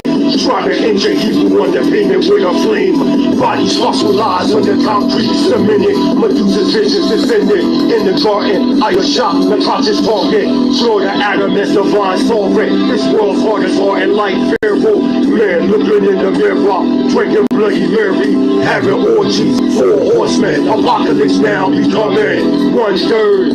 Y'all better start running to the Mona. Sun flares, burn imminent with judgment. God's words heard in thunder. Mount Seir age crumble, fulfill prophecy and great wonder. Centralized like Matumbo, from HP, the part where lost boys get hunted. Possessed from the hornet, bring Soka in the chokehold. Comatose and chaining souls. Dracula's death holds like a neck swole. The young break the cheek of the old. We rule by Romans, focus be food for vultures. Sacrifice to the Jesola. Israel, yeah, we coming, living, breathing, sovereign. Dead men walking, me is sparked by the fire. Ram Yasha Allah, Ram Yasha Allah, Ram Yasha Allah, Ram Yasha Allah, Ram Yasha Allah, Ram Yasha Allah. Feeling the fire. Ram Yasha Allah, Ram Yasha Allah, Ram Yasha Allah, Ram Yasha Allah, Ram Yasha Allah, Ram Yasha Allah. Feeling the fire. I rise like the sun, firstborn true champion. One blended in darkness, forming myself within the horse, my thoughts. Elohim, from the physical, we transcend into physical sphere, from a late wind atmosphere. Have sex with daughters of men, I'm Akibula. To shine, 4 tribes and 360 cipher. Life revolves around endless cycles. God's eyes shine like that in spectrum. Electric sex rays, we reincarnate our Elohim state. In the wombs of Kawa, you go through another 9-month stage. There's only now, life is timeless. There's no doubt, only different forms and shadows. Ram Yasha Allah, Ram Yasha Allah, Ram Yasha Allah, Ram Yasha Allah, Ram Yasha Allah, Ram Yasha Allah. Feeling the fire. Ram Yasha Allah, Ram Yasha Allah, Ram Yasha Allah, Ram Yasha Allah, Ram Yasha Allah, Ram Yasha Allah. Feeling the fire. Shalom Bahashim Yahweh Kodesh Yisrael. What's going on, Israel? This is the mighty Hebrew Prince Charlene Dean. How y'all feeling tonight? Great. I'm sitting up here drinking me a little wine, playing myself in some chess. So let me make my first move. Okay. I'm going to do right there. It's cool. Yeah. Giving all praise and honor to Yahweh, the supreme, intelligent, powerful one of our forefathers, Avraham, Yitzchak, and Yaakov, those struggling for righteousness' sake. I say into the family, Shalom Aleichem. So let's get into it. So, you know, today, I think it was a few debates on Dagger Squad program on YouTube. I think you had Jesus Black Ministries on there. You had, you know, a whole bunch of people, Rob Bourne, Garfield, I think Joshua, just a whole bunch of different people, Chris Harris, just different people. So, you know, my name, you know, was asked to come on there. Peace out to Lord Kyle. He asked me to come on there. So I downloaded the Zoom so I can come on there. You know what I'm saying? And you know, I couldn't get through. You know, it's like that sometimes. You know, I don't think it was a purpose thing. You know, Garfield, he announced that there was something wrong with the Zoom or something like that, so I couldn't get on. But in the process of me not being able to get on, you know what I'm saying, it was like basically what my Hebrew teaching is not real academia scholarship, it's pseudo, etc., etc. Before I go there, I would like to read a scripture real fast to the family. You know, I would like to read the book of Proverbs, if y'all follow me. Let's go to Proverbs chapter 29, verse 18. It reads on this wise: For lack of vision, a people lose restraint. But happy is he who heeds instruction, meaning Torah constitution. Why? Because when we go into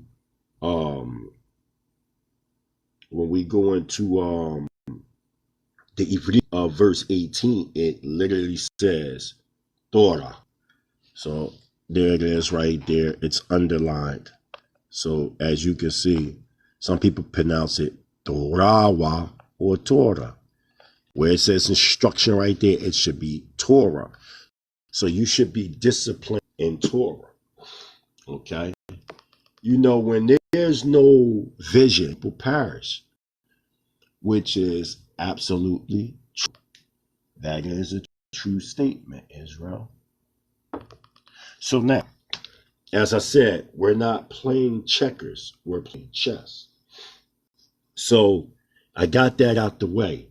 So now I want to read something real fast. I have a book right here called In Search of the Cradle of Civilization, okay, which was written by George Ferguson, Shahas Khan, and David Frawley. Here it is right here, Israel. Okay, this is the book right here. Very excellent book. Very, very, very excellent book. I want to read the back of the book real fast. And then from there, I'm going to read some of the clippings. As you can see, I got, or certain portions of it. It reads on this wise.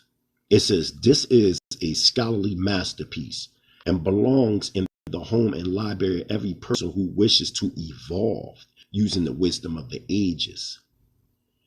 Deepak Chopra, MD. Now, that's a deep statement, right? That's being made right here. Because the statement is being made if anyone wants to elevate or evolve into a higher state of consciousness, because this is what we're reading right now. This is what we're reading right now. We're reading from out of In Search of the Cradle of Civilization as I play chess, not checkers, Garfield. Okay. So, shalom. Hey, what's going on, Dave? It's been a long time, man. You know, I done got married, doing it real big. My son was just born April 29th. Got all my children with me. All of my babies, you know, out here. You know, I don't live in Philly no more, but I'm out here, Seattle, Washington.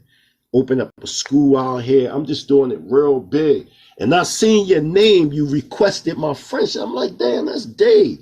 I ain't seen Dave or heard from Dave in a minute. But I'm glad to know that you are all right. Hallelujah. Hallelujah. So getting back to the point, because you know right now in the academia where I'm just bombing these guys out real crazy. So, you know, a lot of people, they always want to challenge the mighty Hebrew. Y'all know how that go. So, yes, sir. So now let's read the back of this book. It says, contrary to the school book notion, the real cradle of civilization may well have been not Sumer, but India. Now that stop there, because remember when we go into Bereshit or Bereshit, chapter 11, verse 1, it talks about how people came from the east into a plain called Sinar. To the Rabbah, Adoni, absolutely. You know, it's definitely an honor. We go back a long time, brother. I pray that you and your family, me, Dr. Morea, well, all of us, we doing well. You know, the Mighty Hebrew University is pumping big time. And also, you know, my school, the Lions and Lionesses of Zion Shabbat services.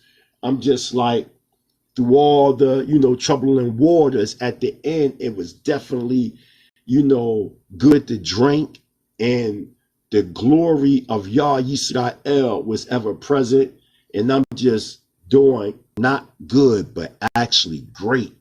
And I'm just, you know, I'm just glad that Yahweh has preserved mine as well as the rest of the house of Israel's lives.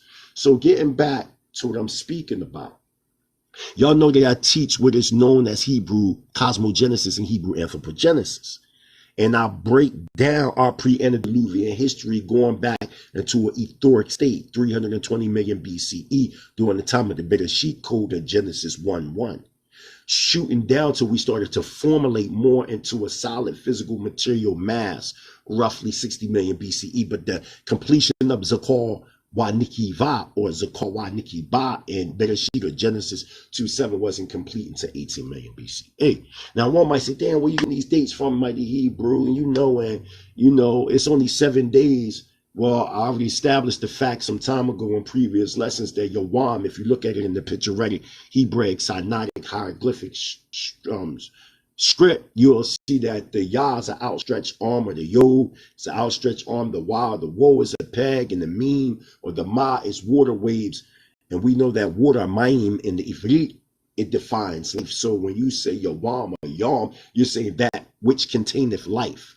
So each day is really an epochs or a root epic. You see what I'm saying? But because we are a metaphysical people, we can look at the 7 root cycles as 7 literal days in desire. But the true intent of Bereshit wasn't conveying that. Watch this, y'all. Listen. It says, getting back to what I was saying about Genesis or Bereshit chapter 11, it talks about how those came from the east and they journeyed and settled in a plain called Sinar. Sinar is the Hebrew word for the Greek word Sumer, which Sumer today would be modern day Iraq. The east is known in Ivrit as Kadim. It signified the east as well as the east going back to the Far East or the Indus Valley. In this retrospect, we're talking about the Indus Valley. We have factual information. I'm not talking hearsay. I'm not talking guesswork. I'm not talking none of that. Let me show y'all. We have factual information, Garfield, not pseudo. If you get this book right here, okay, Forbidden History, Prehistoric Technologies, Extraterrestrial Invention, and Suppressed Origins of Civilization. Let me turn on the light so y'all can see it much clearer. Let me turn on the light. So I'm pretty sure now y'all can see much clearer. So now here we are. Okay. So we're not going to play these games. And as y'all can clearly see, one of the chapters, which is the 25th chapter, we have right here, India, 30,000 BCE.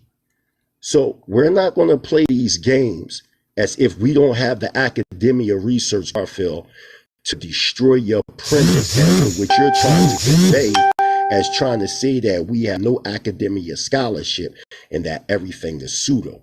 I am not the Hebrew Israelite that you want to deal with when it comes to this type of information, brother. So now let's get back to the book, which I was saying, Garfield, Open Search of the Cradle of Civilization. Remember, brothers and sisters, I read Proverbs chapter 29, verse 18 first to verify when the people lack vision, they perish. This is why when you're dealing with the whole Afrocentric Black conscious community, everything is dealing with academia masturbation. It has nothing to do with the redemption of our people. So remember, we're in the search of the Cradle of Civilization.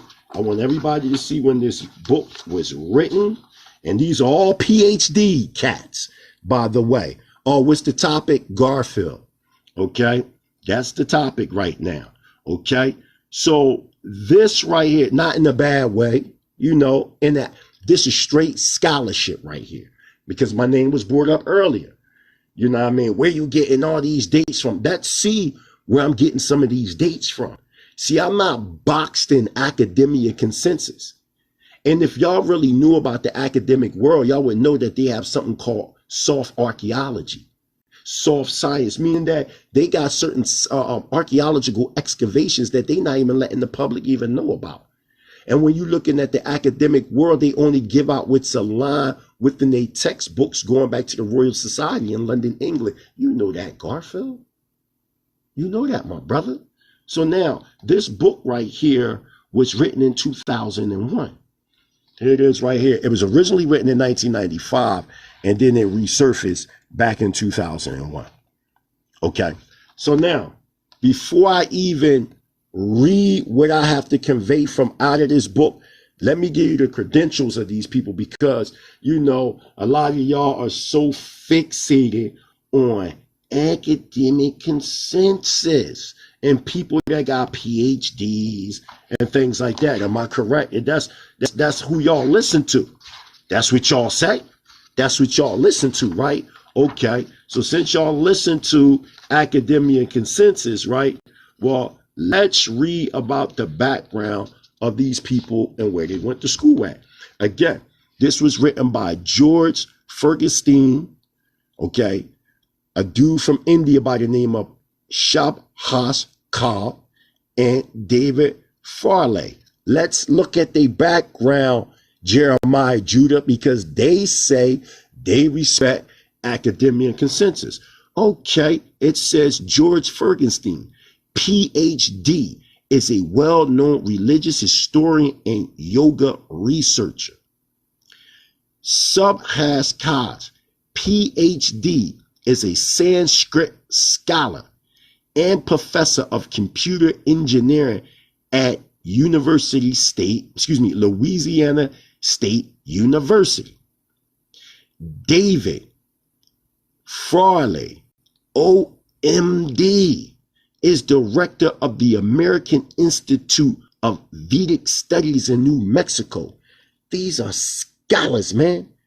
These are scholars that, because y'all talk about academic consensus, even though I don't box myself in academic consensus or academia, but to play your game, I'm going to play these games with you.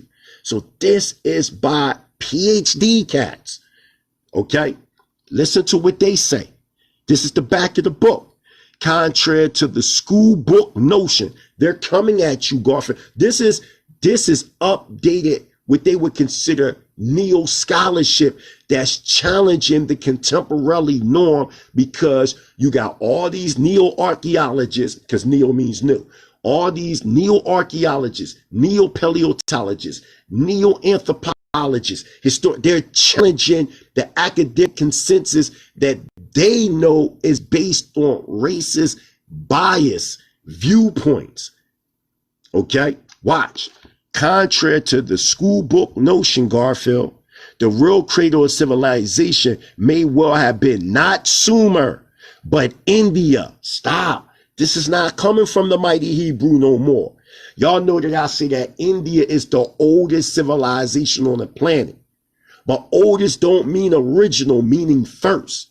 But we do have the oldest records coming from the Indus Valley. Watch this. This path-breaking work completely reversions ancient history and shows that by understanding how our ancestors faced their problems of existence, we can find important answers to our own unpredictable, our unprecedented crisis. The authors cite the latest, listen y'all, the authors cite the latest archaeological, geological, and linguistic evidence to show that the ancient Indians of India had a highly evolved culture that had influenced the Western world decisively and still has much to teach today. They found the magnificent sacred text, the Veda, to be much older than assumed. And they decode the profound spiritual wisdom hidden in its symbols, metaphors, and myths. They also unravel the astonishing mathematical and astronomical code hidden in the Vedic hymns. Now, this is what some PhD scholars say. Anyone interested in ancient cultural history, India, astronomy, or contemporary spirituality will find this well-researched and cross-cultural work spellbinding and enriching. A thrilling piece of scholarship and exercise of head and heart. That's by Larry Dorsey, MD, author of Recovering the Soul. profound implications for our understanding of modern society and its pragmatic future. Willis Harriman, Director Emeritus, Institute of Noetic Sciences. Observably readable and of tremendous importance, redating the age of civilization by 4,000 years. Cohen Wilson, author of The Outsider, Religious, and the Rebel. Now let's get to the point. So I'm in this book, In Search of the Cradle of Civilization, which has all the updated primary sources proving that India is older than Egypt. So let's go to the first source of what I'm pointing out. So as y'all can see right here, this is a map of all the early civilizations arose close to the Tropic of Cancer. So y'all can see it right here. Okay. Y'all can see it right there, correct? Very interesting.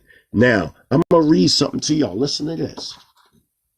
Most of the first time ever claims made for the Sumerians have in recent years been exposed as exaggerated or absurd. There is mountain evidence that neither Sumer nor Egypt quite deserved the pride of place among the ancient civilizations. Rather, the cradle of civilization appears to lie beyond the fertile valleys of the Nile, Tigris, and Euphrates rivers. We invite the reader to join us in a journey of discovery, which in its implications seem far more than thrilling to us than the discoveries of Troy, the Elamite civilization in Iran, the lost civilization of Dalmun on the island of the Bahrain in the Arabian-Persian Gulf, or most recently, the discovery of what may have been the kingdom of Sheba in the extreme south of the Arabian Peninsula. As we will show, India is the giant that looms behind these early urban cultures. This astonishing finding completely revolutionizes our understanding of ancient history. Now, this is from your academic consensus. You know what else this is showing? That all academia don't agree with each other. So stop trying to say this person is pseudo, that person is pseudo, when your own scholarship body within the academic world don't even agree with each other. It gets deep. Watch this, y'all. I want to show y'all. Listen. It says this, because they're showing how Egyptology contradicts itself. Listen. We must note, I'm on page 6, In Search of the Cradle of Civilization, chapter, Revisiting the Past, Envisioning the Future.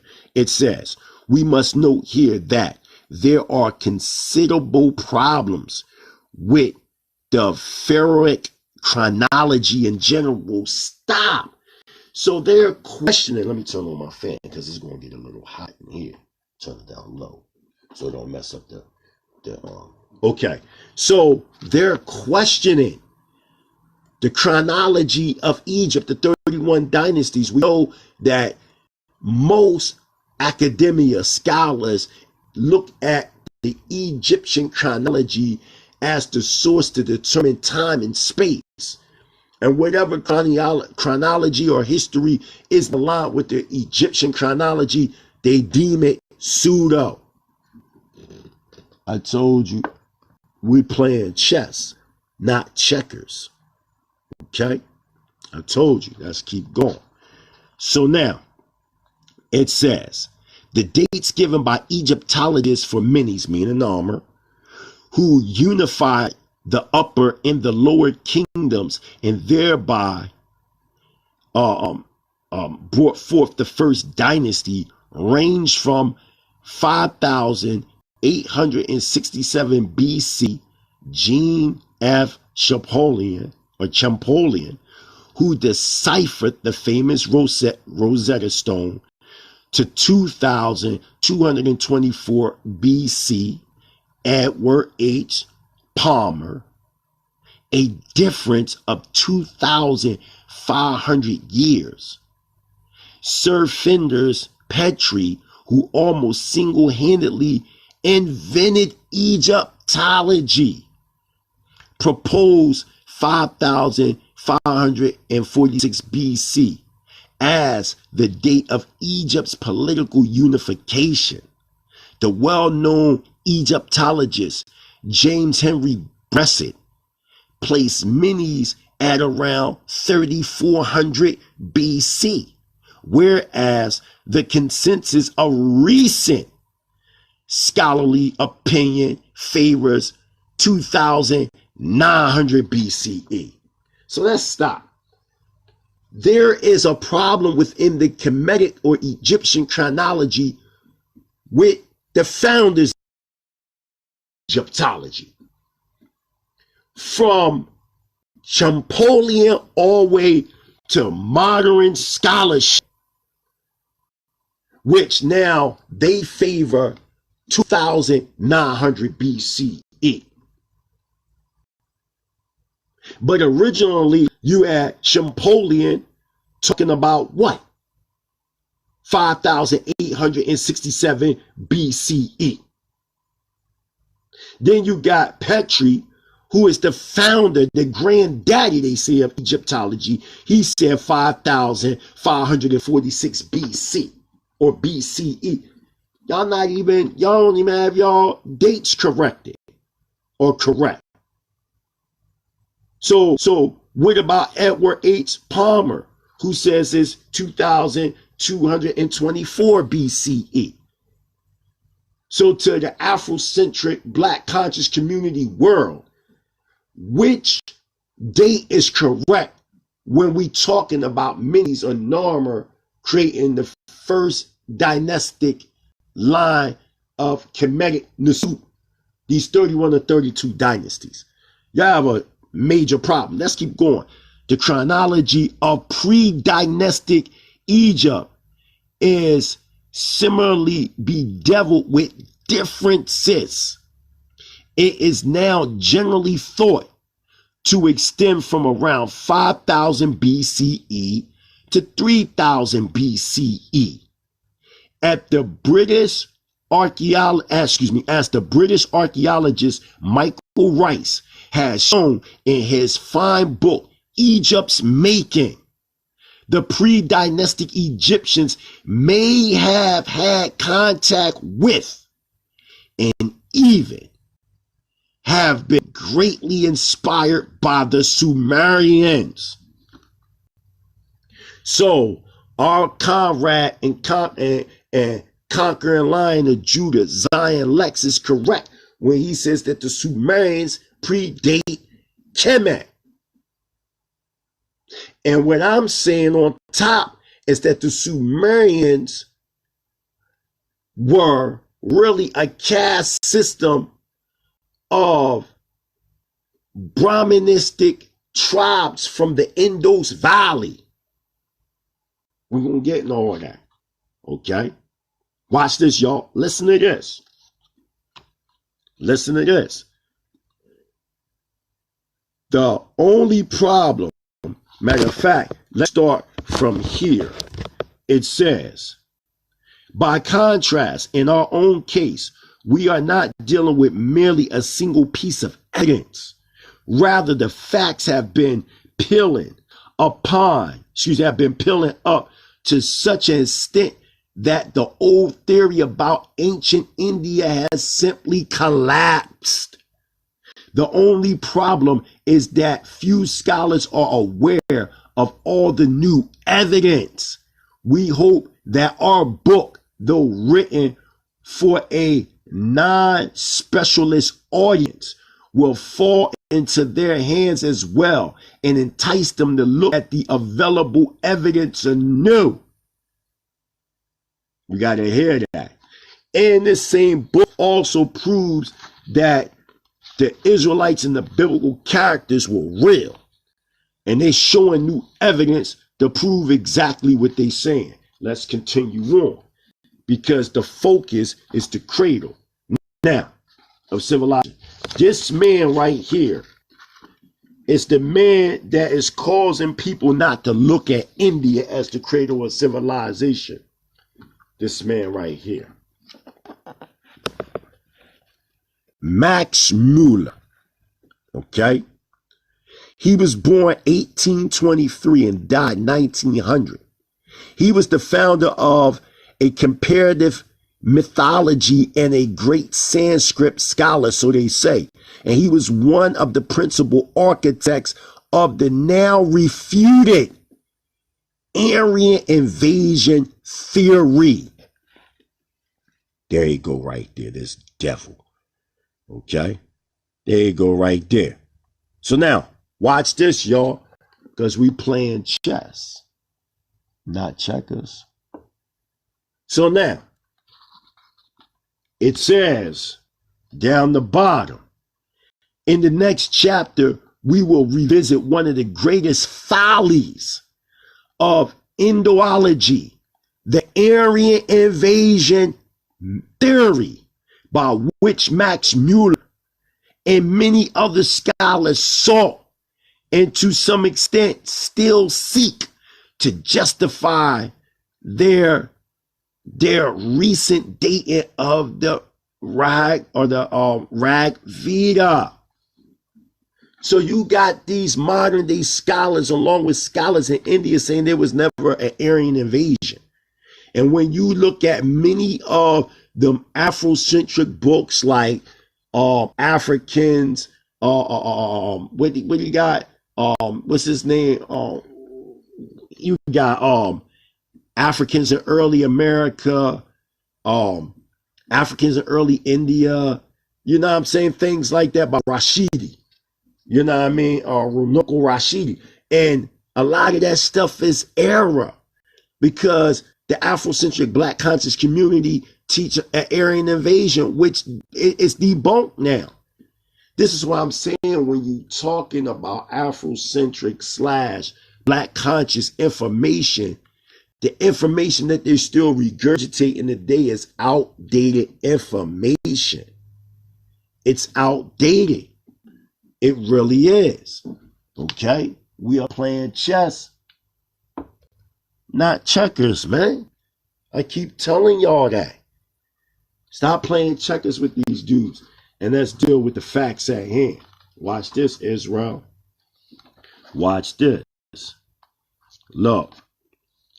In the late, I'm on page 49, In Search of the Cradle of Civilization. The chapter is called The Aryans, Exploding a Scientific Myth. This is what they're saying. This ain't what I'm saying. It never happened. It never happened. But they talk about it like it's gold.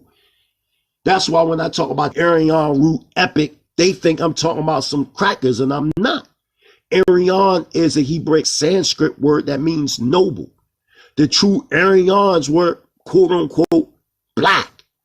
It's talking about epic or caste. It has nothing, or epochs. It has nothing to do with what these guys is talking about. Watch. We in the search of the cradle of civilization. This is your PhD academic consensus. We are not playing Garfield. We are playing chess. Just like I've been telling you. Watch this, y'all. I already showed you. This is the founder of the Aryan invasion myth that scientists, archaeologists, anthropologists, paleontologists, none of the scholars accept this any longer, man. None of them. See, the problem is y'all reading the wrong books. Y'all are only reading books that conform to your belief versus the truth of the subject matter. We playing chess today, family. Watch this. In the late 19th century, these linguistic, cultural considerations began to be marred by racial overtones. I will buy these guys, man. Look, this is your founder. I already proved to you that the Kemetic Chronology is off. Y'all need to hear that again? Well, let me read that to you again. Okay? The dates given by Egyptologists for Menes who unified the upper and the lower kingdoms and thereby bringing forth the first dynasty range from 5864 BC by Jean F. Champollion, who deciphered the famous Rosetta Stone, to 2224 BCE by Edward H. Palmer, a difference of 2,500 years. Sir Fonders Petrie, who almost single-handedly invented Egyptology. These Europeans created that. But you want to sit up here and talk about the Hebrews, this, we, that. We follow a so-called white man book. But your whole makeup, the whole Afrocentric thought was created by devils that you telling us that we running after. Right? Huh? It says, Petrie, who almost single-handedly invented Egyptology, proposed 5546 BC as the date of Egypt's political unification. The well-known Egyptologist James Henry Bressett places Menes or Norma, right, at around 3400 BCE, whereas the consensus of recent scholarly opinion of today in the 21st century favors 2900 BCE. What are you talking about? What are you talking? Let's look at what update scholarship say. The chronology of pre-dynastic Egypt is similarly bedeviled with difficulties. It is now generally thought to extend from around 5000 BCE to 3000 BCE, as the British archaeologist Michael Rice has shown in his fine book, Egypt's Making. The pre-dynastic Egyptians may have had contact with and even have been greatly inspired by the Sumerians. This is where modern day academic consensus. So why y'all keep trying to push us to the south? Because y'all trying to align yourselves with the evolutionary theory? Is that what it is? Okay, let's get it. Watch this. Listen, y'all. Look, watch this. The ambiguous Max Mueller, who equated linguistic communities with ethnic groups. That's what he did. With ethnic groups, was among those who naively succumbed to this scholarly racism, unsuspecting of its explosive potential. You hear that? You hear that? Listen to what this devil wrote. He said the Aryan nations who pursue a northwestern direction stand before us in history as the principal nations of Northwest Asia and Europe. It was a lie. They took that Sanskrit word and applied it to themselves and made up a fictitious history called the Aryan invasion theory. And y'all went with that. And y'all run around and call white people, they Aryans, they the devil, they this, they that.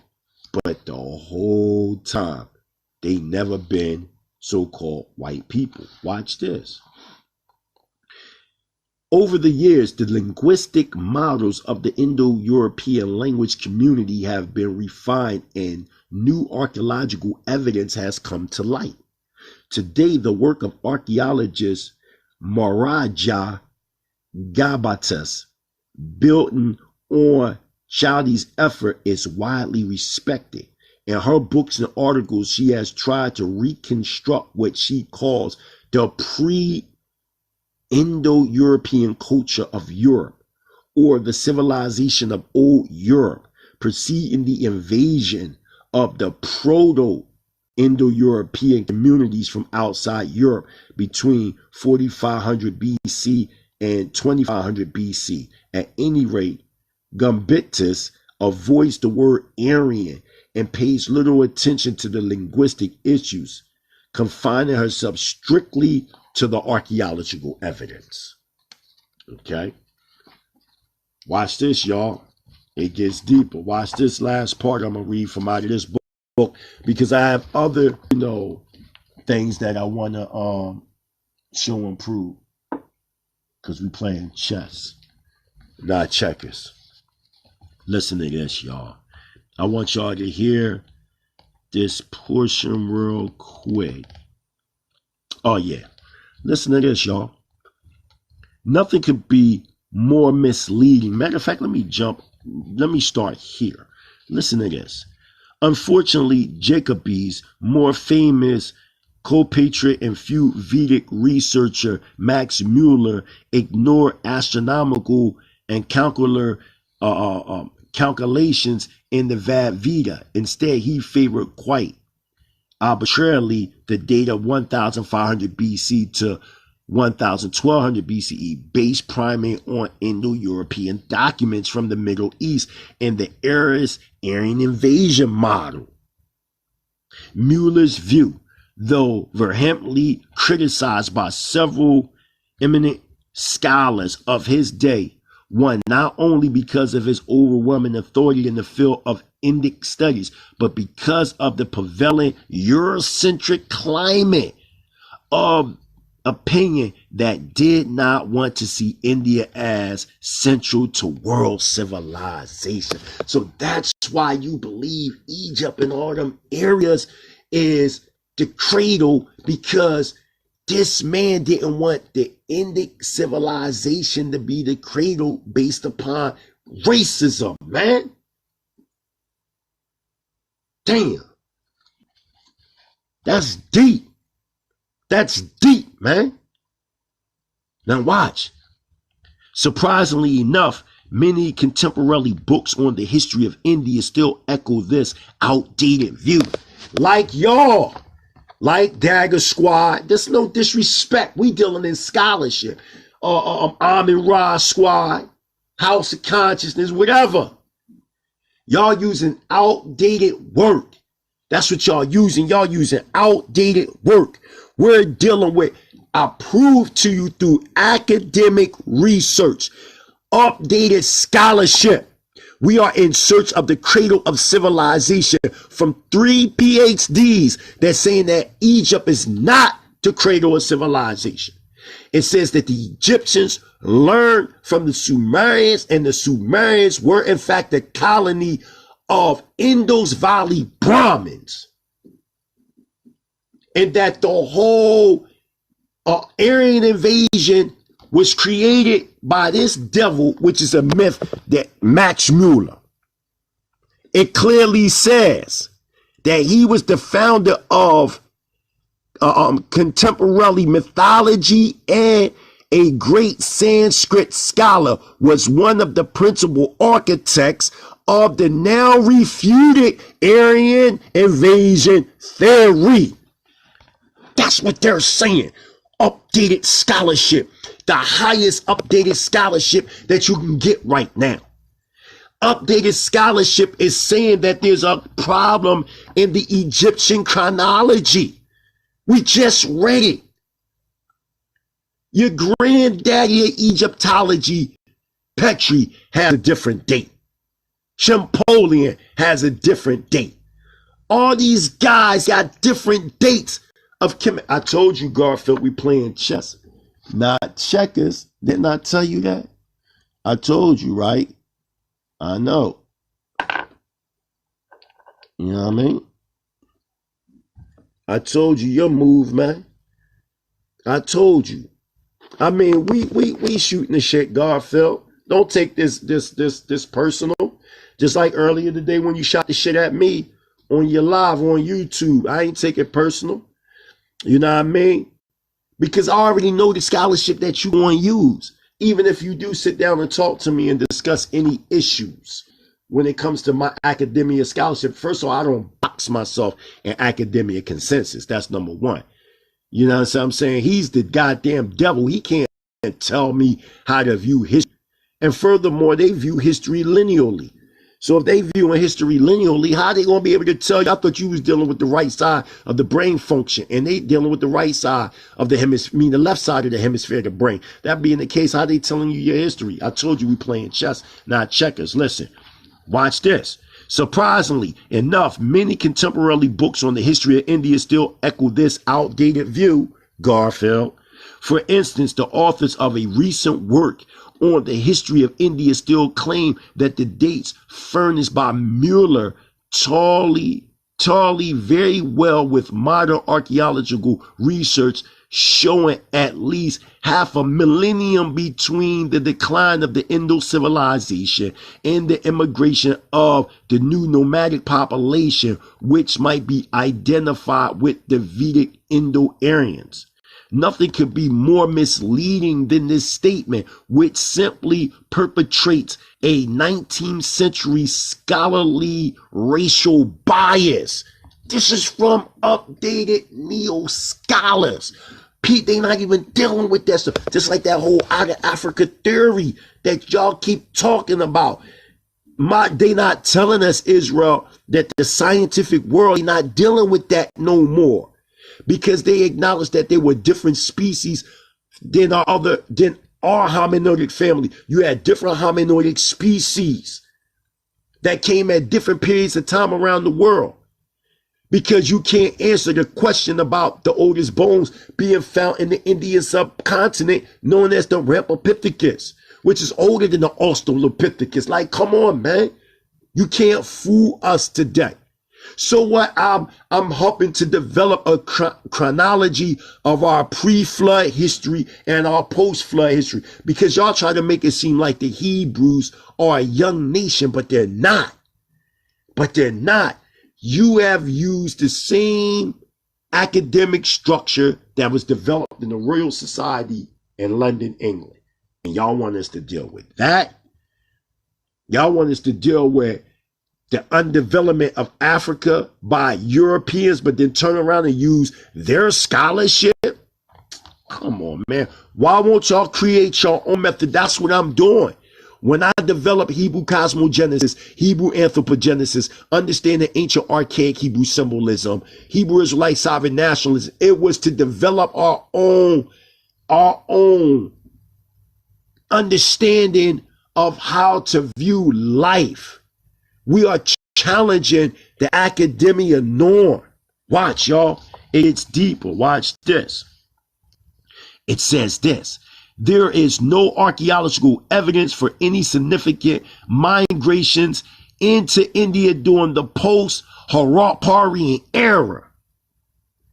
It is also curious to note that in this revised version of the Aryan invasion theory, the Aryans are no longer accused of despoiling the Indo cities which have perished prior to the demarcation date of 1500 BCE. They have suddenly become peaceful invaders. The astronomical references in the Veda were first taken seriously by Bel Gangadhar Tilak, a celebrated late 19th century scholar and politician of India. However, his views have been summarily dismissed by most other researchers. The fact that the Veda mentions a stellar configuration that corresponds to the date from 6000 to 7000 BCE. The astronomical Svian era must not be merely denied, but properly explained. So what they saying is that they records are older than what was previously said in the 19th century. That the new data is showing totally different. Why you think I keep saying, when you read in Genesis chapter 11, when they talk about they came from the east, that was to Indus Valley. Kadim is another, it means east, but also in ancient times, when we say Kadim in Ivrit, it was talking about India. And we came to a plain known as Sinar, which is Sumer. Watch, let's continue on. We're not just going Stop right there. We just beginning. So now, you say, yeah, man, you making up the stuff about the Ramorhos and saying that they black. Okay. This book right here, Legends of Atlantis and Lost Lemuria by W. Scott Elliott. Okay?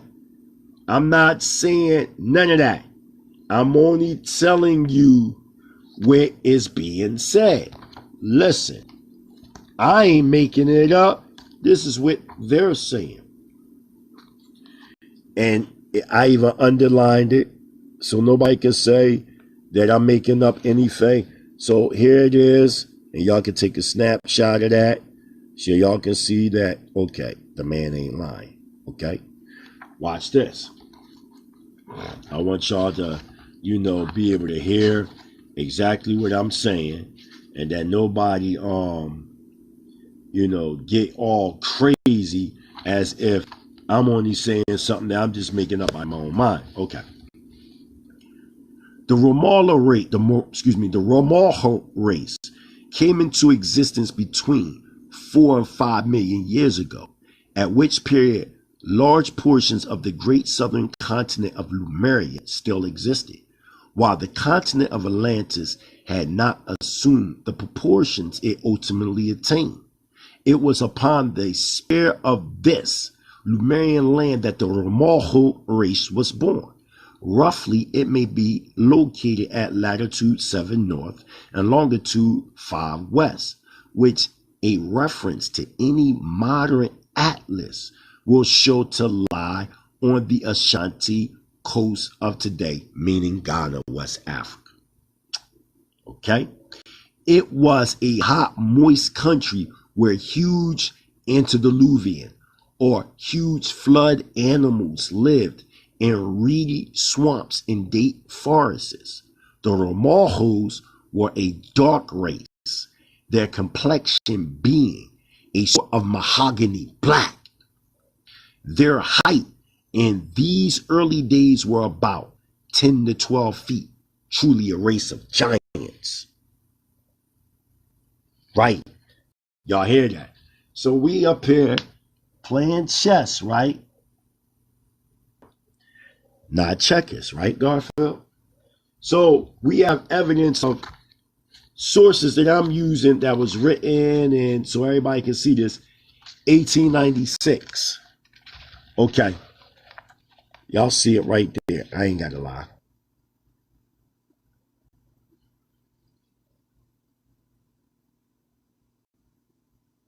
Okay. I don't know if it's giving a clear shot. Let me see, because sometimes you got to wipe it off and all that stuff. Okay. So y'all see it. 1896. Okay. That was first printed 1896, then it was secondly printed 1904, and then the next one came 1925, and then this new one right here, 2009. So ain't nobody lying. These people been new. Let's keep it going. I got an original copy. The Earth in Its Cycles by E.W. Preston. So let's see something. Let's see if, I'm lying and things, and I'm just making up things and things like that, right? Okay. So right here, we have what is known as the Chronology of Lemuria. Matter of fact, let me do that real quick. Real tight grip. So y'all can see. Trying to make sure that y'all can see this. Okay. All right, so I'm not lying. Okay. So now, I want to read something to y'all, because remember, we was talking about the Ramorhos, right? And didn't they say 4 to 5 million years ago? Now, this is 2 different books. Now, let's see when this book was written, first and foremost. Let's see when this book was written. Let's see if there's a date, because this is a very old book.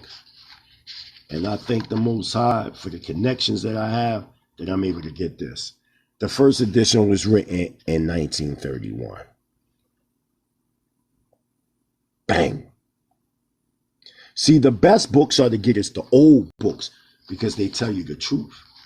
A lot of these new books, they be lying.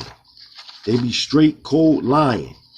And they don't want to let the people know the actual truth as to what's going on. But I got y'all though. So, okay, here I am right here. So now we got this book right here that was written in 1896, right?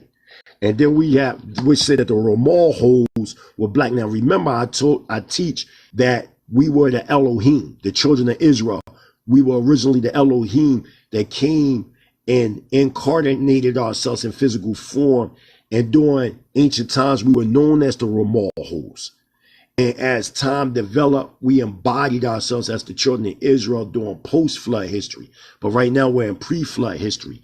So now we're in the chronology of Lemuria. Listen to what the book, The Earth and Its Cycle, say. Watch this. Listen, y'all. Listen carefully.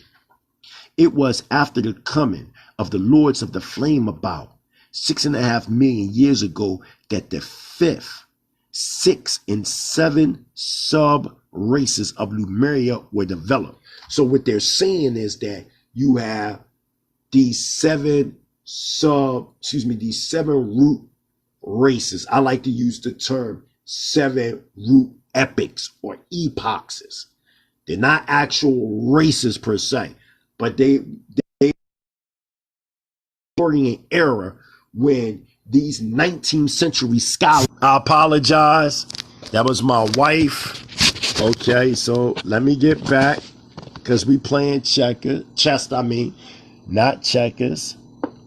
So now, getting back to my point, we teach that we incarnated 5.5 million BCE within the 7 sub-root era from the 3rd root era known as the Ramahos. Elohim comes to embody. Now watch what they say. Let's see if I'm making this up. After the coming of the Lord of the Flames, meaning they talk about the Elohim, the Elohim, about 6.5 million years ago, that the 5th, 6th, and 7th sub-races of the Lemurian root epic were developed. Eventually, it was from the 7th sub-root epic that the material of the first sub-root epic of the Atlanteans was selected. It is reasonable to suppose that the development of the 3 later sub-races, meaning epics, of the 3rd epic took a long time and that they lived on the Lemurian continent. About 5 million years ago, listen y'all, about 5 million years ago, okay, would seem to be the earliest date of the destruction of this continent. Some say 9 million, talking about Lemuria. This agrees with Madame Blavatsky's statement that the 3rd Earth went down into the lower deep, the ocean.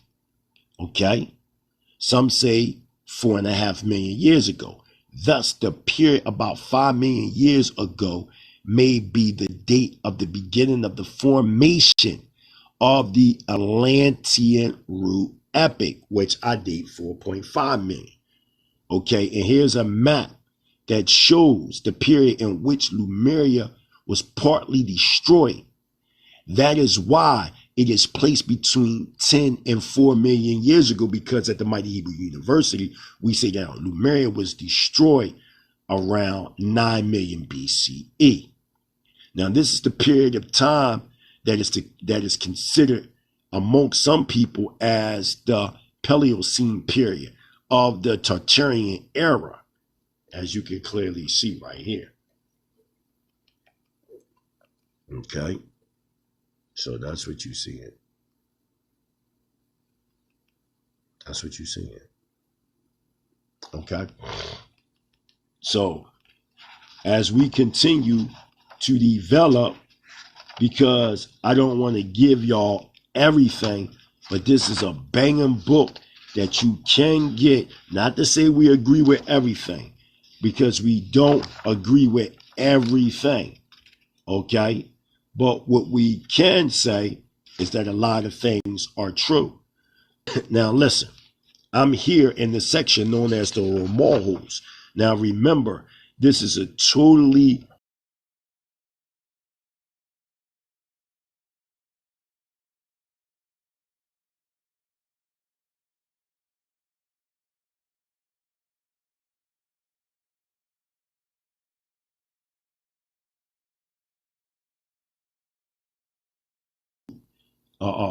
they got race of the Lemurians between 4 and 5 million years ago.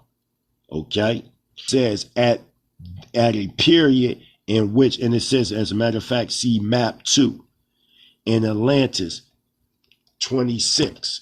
They tell you to go to W. Scott Elliott on page 26, and it says see map 2. So they letting you know to see map 2. So this is map 2, and I want to let everybody see map 2. Okay, so this is map 2 right here. This is map 2 that they're talking about. And as y'all can clearly see, anything white, that means this part of Africa was underwater. But this is a different story, a different topic, but this is map number 2. I'm going to read and explain this map right here so everybody will be able to know what it is. So it's saying map 2, as will be seen from the second map, the flood of 800,000 years ago caused very great changes in the land distribution of the globe. The great continent is now shorn of its northern regions, and its remaining portion has been still further rent. The now growing American continent is separated by the collapse from its parent continent of Atlantis, or Atala, the original name. Okay, and this no longer comprises any of the lands now existing, but occupies the bulk of the Atlantic basin from about 50 north to a few degrees south of the equator.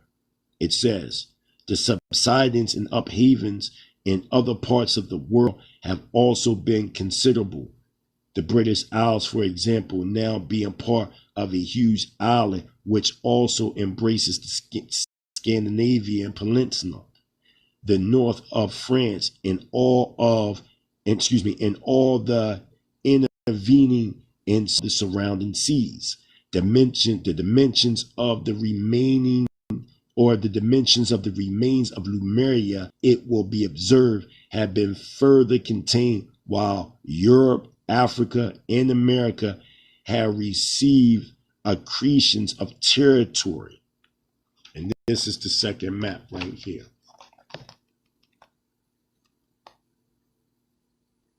So y'all can see it. Okay, that's the second map right there. So y'all can see this. Okay, so now they're saying about the Romorhos. It says Lemurians between 4 to 5 million years ago, at a period when large portions of the great southern continent of Lemuria still existed. Okay, while the continent of Atlantis had not assumed the proportions it ultimately attained. It was a hot, moist country where huge antediluvian or flood animals lived in reedy swamps and deep forests, right? That was in the book, because they're quoting that book Atlantis. It says this description by Mr. Scott Elliott suggests a storm past in which hippopotami wandered through a lush subtropical vegetation of Mr. H.G. Wells, which you can read a short history of the world on page 25. Then also the Romulans were a dark race about 10 to 12 feet in height. They soon migrated to the southern shores of Atlantis, where they fought the Lemurians. So the Romulans, they were in fact Lemurians themselves, but they were a subset of Lemurians that branched off and went to Ghana and created the Atlantean Empire 4.5 million BCE.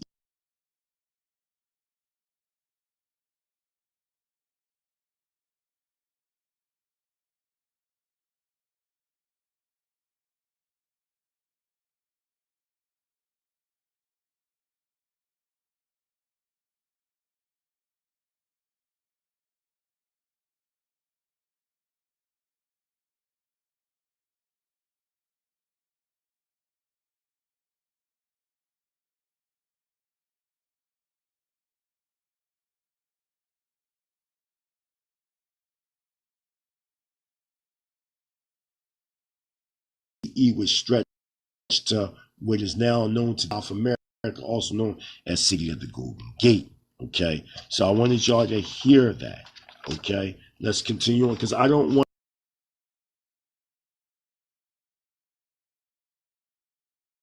to give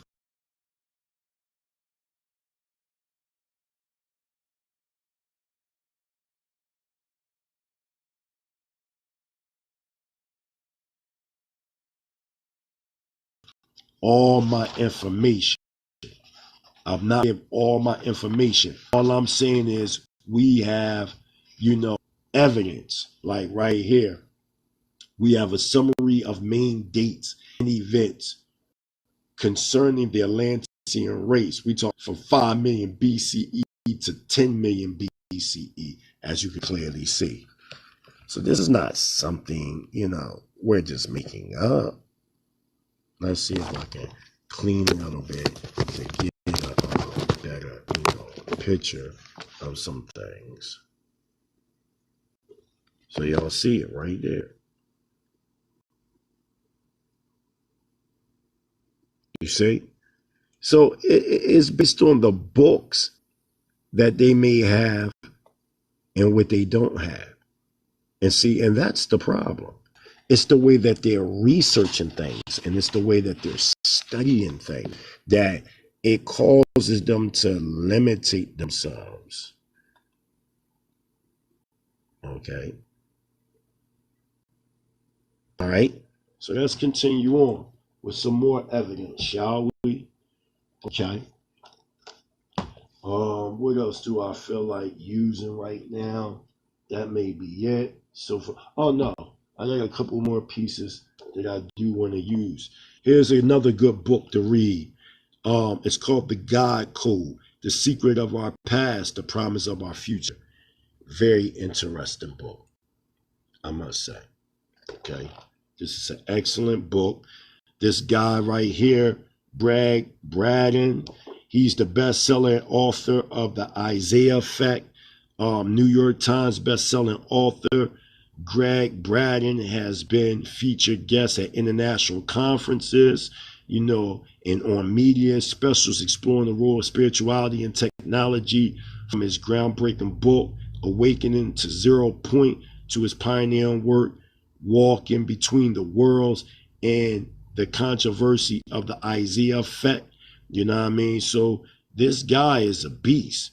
You got Dr. Wayne W. Dyer, who is a best-selling author of 10 Secrets to Success and the Inner Peace and the Power of Intention.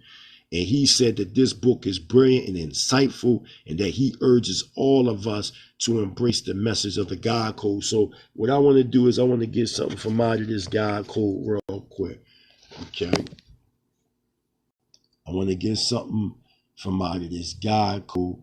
So let's see. You know what I'm saying? So we playing chess, not checkers. So let's look real quick. Now I want to read something real quick, okay, about the name of God in the body of man.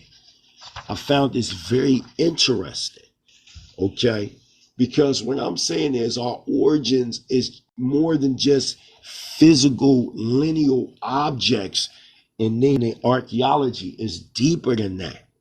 It's deeper than that. It's not just about finding a piece of pottery and giving it a whole story. Now watch this. Listen to this. Legends state that when King Solomon built his holy temple in Jerusalem, an ancient ritual took place, preceding even the laying of the first stone, preserved through the traditions of Masons today. Now, as he just said, legends state, and we know that Masons, they know about this said tradition, but this is not to say it actually came from Solomon, because there's no proof to that.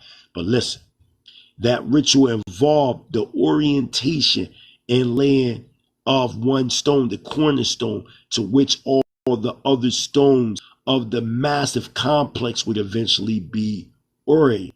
But in reality, the actual stone or the cornerstone would be Israel as a nation.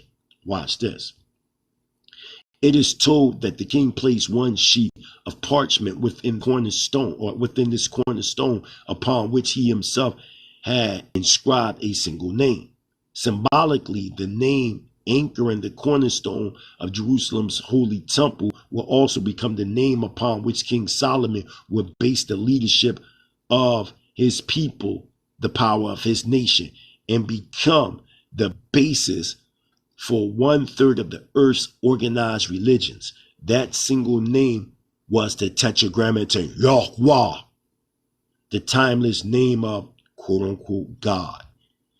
An even closer examination of the actual letters that form the name of Yah in the body of man clarifies precisely what this ancient relationship says to us today.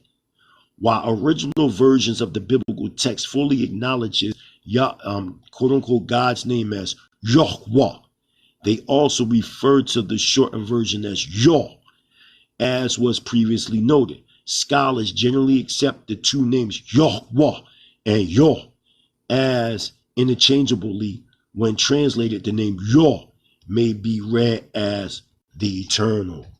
So they're saying it right there. It ain't nothing, you know, that I'm making up. This what they're saying. Watch this, y'all.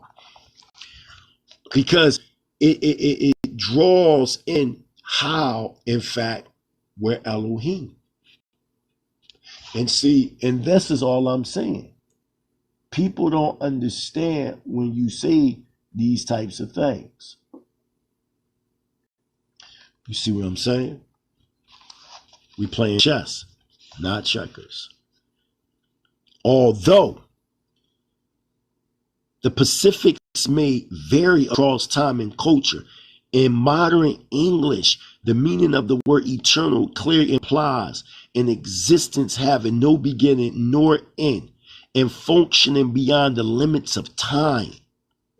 It is precisely this eternal aspect that's common to both the name Yahweh and the human body, Yah, as indicated by the underlined letters.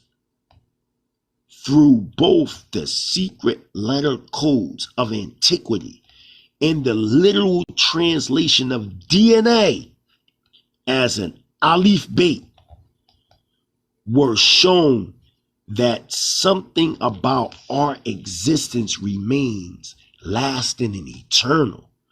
We share that never-ending quantity with our power through a full 50% of the elements that define our genetic code. Now you gotta hear these white folks, man. This is what they abstracted from the Hebrew text of the Torah, man. This is what they're doing. They are aligning. Look, these guys are aligning, you know, when you're dealing with science. Watch. They aligning biology in the name of the Creator. Look, it says the second aspect of our chemical name carries our relationship with Yahweh to a new level. Further, it describes precisely how Yahweh, Elohim, exists in our bodies. The next two letters of our name as Hebrew letters equivalent of DNA illustrates the nature of this relationship. In the science of grammatria, it's important to note The number codes of ancient alphabets are not sensitive to the order of the letters, just as 1 plus 2 and 2 plus 1 both give us the same result of 3. The rules of letter codes permit the same considerations with letter values. Additionally, within the mysteries of what people call the Kabbalah, the reverse alter order of a given set of letters is often associated with alternate realms of creation, while the quantities related to such a mirror may vary. The meaning itself does not change. Thus, with consideration, Yahweh, we may look to the literal translation for greater understanding. Within the Hebrew language, these letters translate to the idea of within, or more specifically, the interior of the body. Within the Sfar Yitzhara, mysteriously 231 mystical gates of creation, Wohe represents Dam, or the root of the name Adam, meaning blood. Combining these translations of the message in ourselves now often an unprecedented insight into our relationship to creation through the name of Yahweh, by replacing the elements of DNA with their equivalents of Hebrew letters. We reveal the message that is spelled out within each cell of our bodies. Hydrogen, nitrogen, oxygen, and carbon. Body's DNA, same elements, the Hebrew, right? The elements of our DNA translated into the letters of the Hebrew alphabet, Yah, the abbreviated and concept form of Yahweh, the eternal, the ancient name of quote unquote God, the VGGV within the body. So a literal translation reveals the message, the eternal within the body. Come on, man. Come on, man. This is what these your Gentiles is pulling out our history, man, and our sciences, man.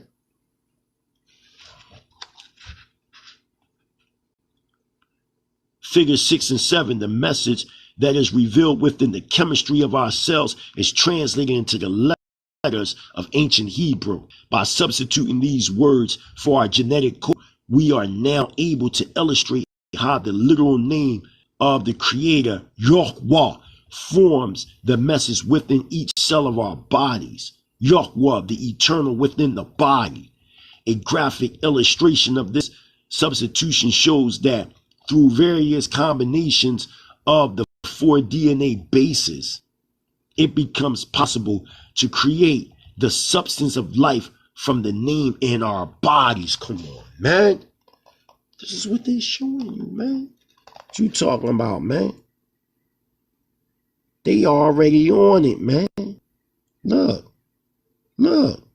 They already on it. But are you on it? I think not.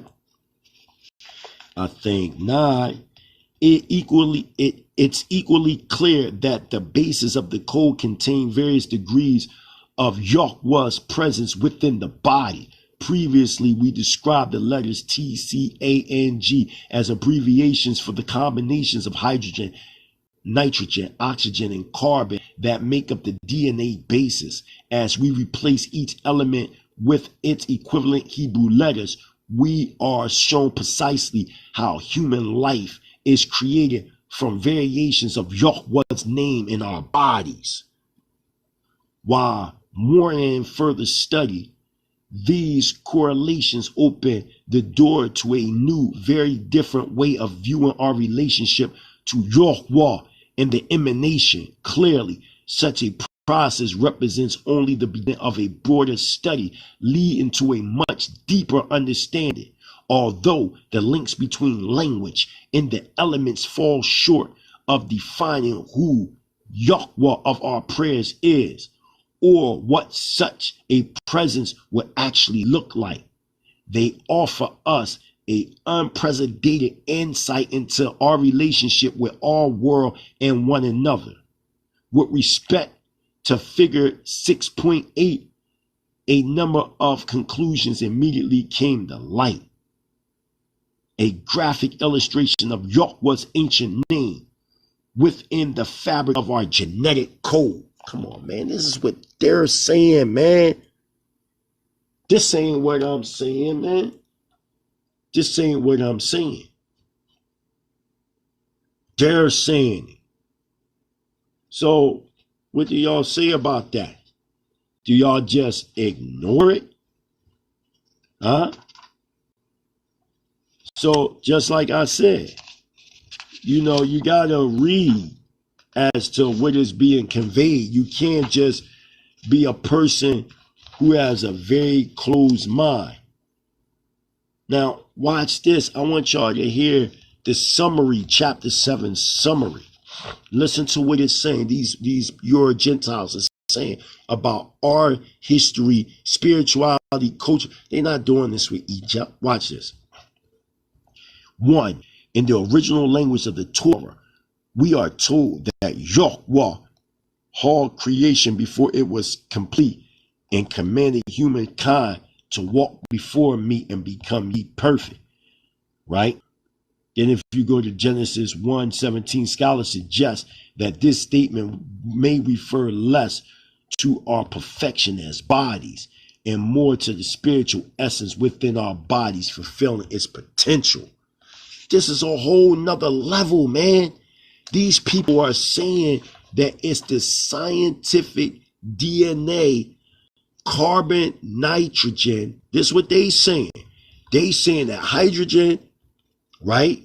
Nitrogen, oxygen, and what's going on? Robbie Capers, Fournier. It's been a long time. Hallelujah. This is the mighty Hebrew Prince Charland Dean, Prince Asiel grandson, and Prince Kazis Bain. It's last time I seen you. Well, I seen you one time, I believe, was it? It was somewhere in New York. I seen you with Rabbi Shalomo. From what is that, Temple Elohim, or is it Temple Shalom out in New York? I think, yeah, Temple Shalom.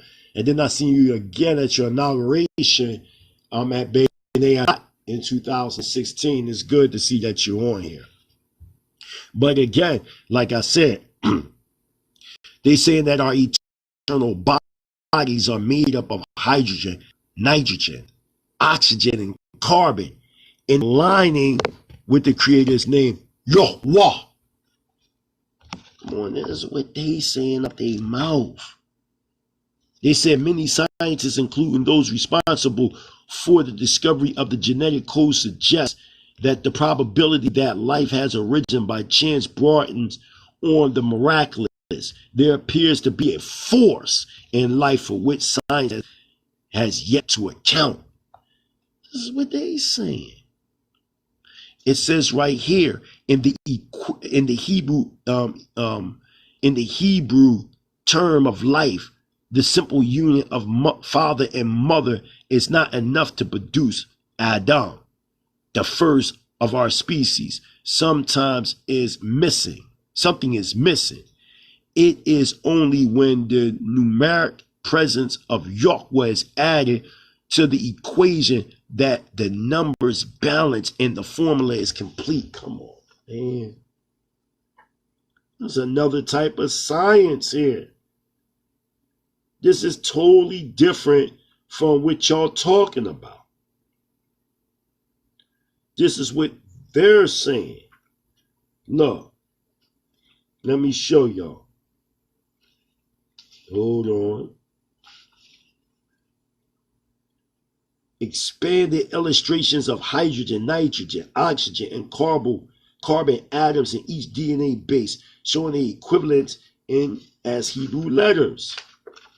This is what they're saying.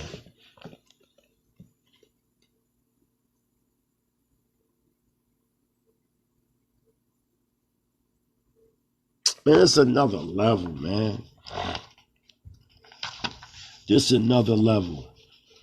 This is a whole nother level. But y'all claim we don't, we don't have scholarship. Look. It's just that we're not dealing, with the social norm of things.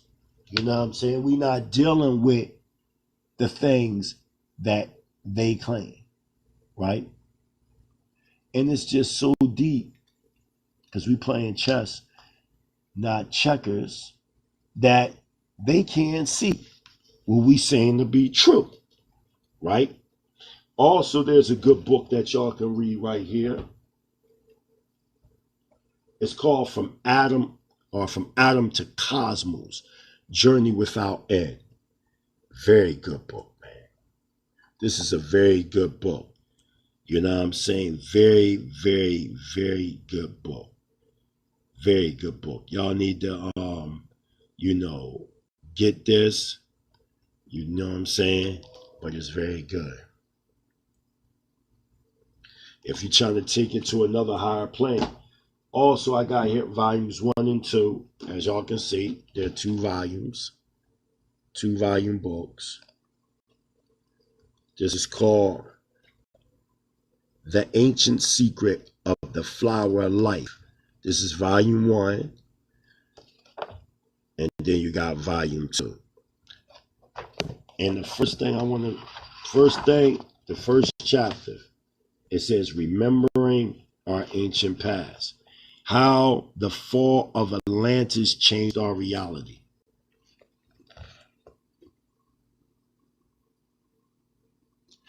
Okay? Now I want y'all to hear this real fast.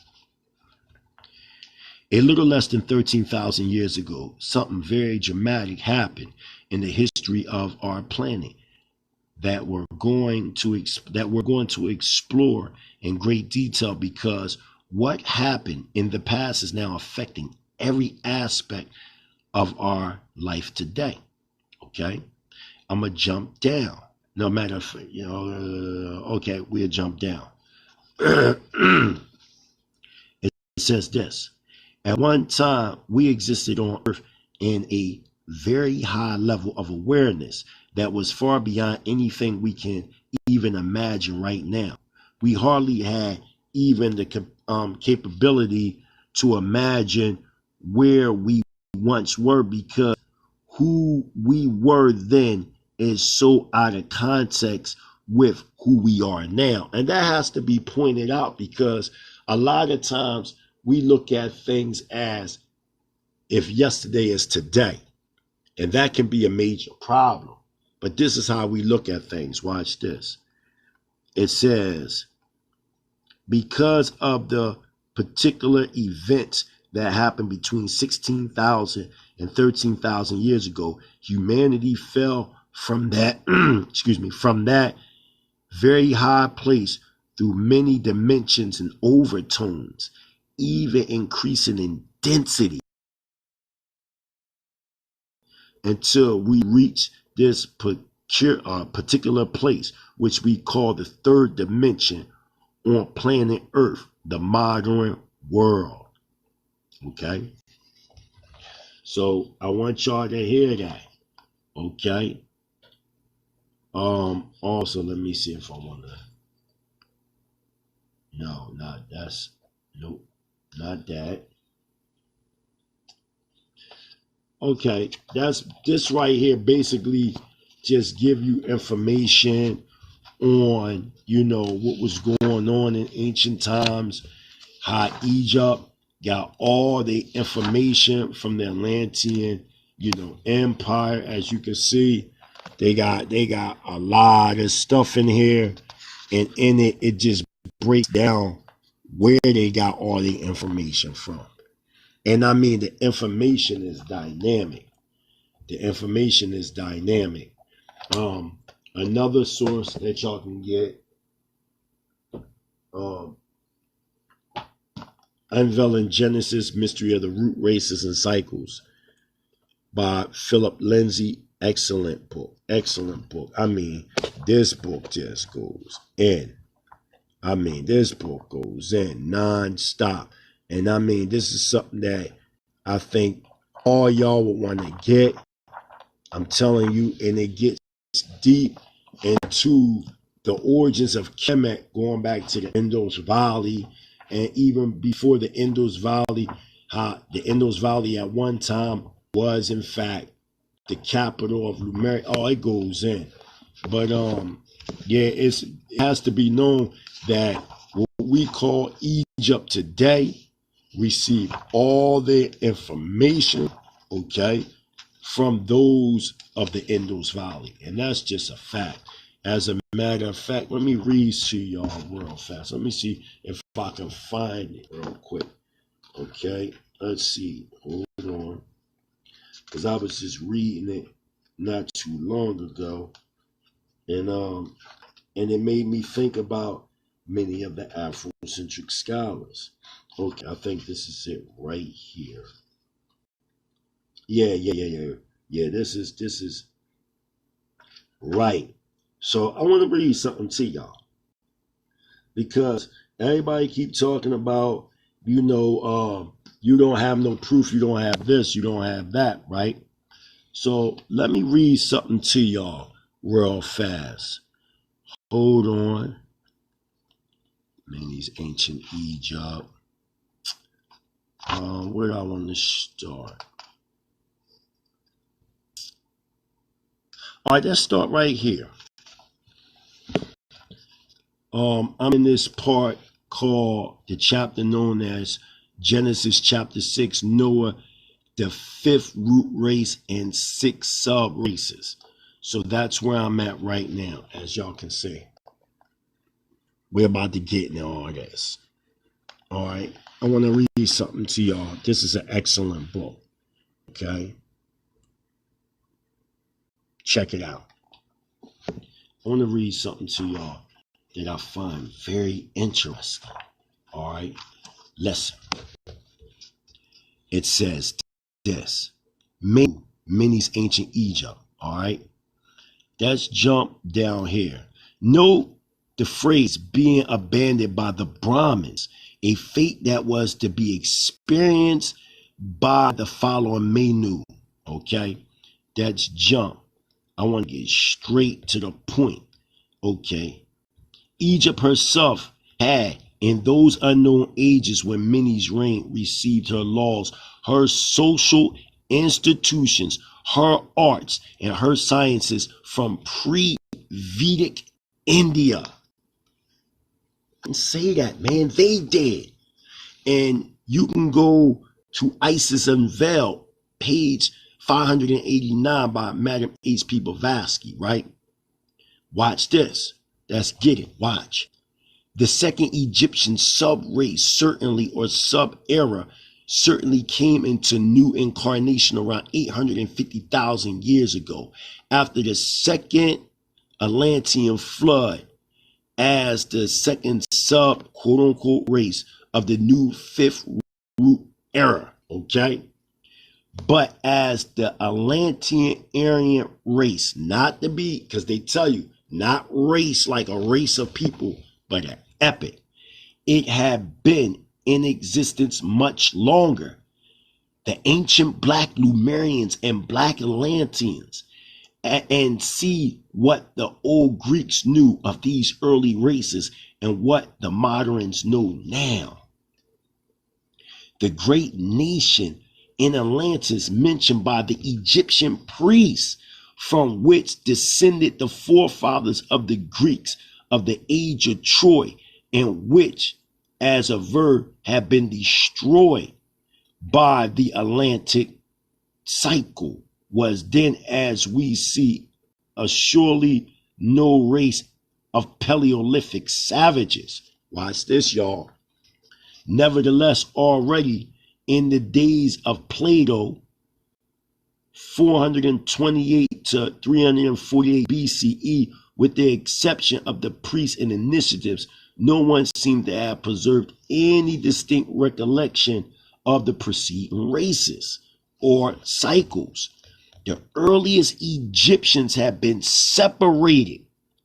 Now, when we're not talking about the Cometians or the children of Kemet that came through Cam, which was post-flood or post-antediluvian through the sons of Noah, we talking about, when we say pre-Egyptian, we talking about people that inhabited that land before any Egyptians existed. Watch. The earliest Egyptians have been separated from the last Atlanteans. For ages upon ages, they were themselves descendant from a quote-unquote alien race and had settled in Egypt some 400,000 years. Now that's stop. Don't disalign what I'm saying. 850,000 BCE, our pre-antediluvian Shemitic ancestor was born, Shemjaza, from which Noah named his son after. Shemjaza and them pre-Shemitic Shemites were fighting Atlantean sorcerers. And how they was trying to stop it was by the way of diamond power through rhythm and sound, which today people call the pyramids. And because of all that brain power being used by these incarnated Elohim, what was happening, there became a flood because of all the power, 800,000 BCE. The pre-Shemitic tribes start rising again in Atala and in the city of the Golden Gate around 610,000 BCE. They rose in power and they start teaching the Tavaklis this pyramid power, which the Tavaklis taught your pre-Toltecs, which in turn 400,000 BCE, they're going into what we know as Egypt. It said, and had settled in Egypt some 400,000 years before, but their initiatives had preserved all the records. Okay? Look, I ain't make it up. He's saying it right there. Look. Let me see if I can get a clear, because this joint be acting like. Now look at.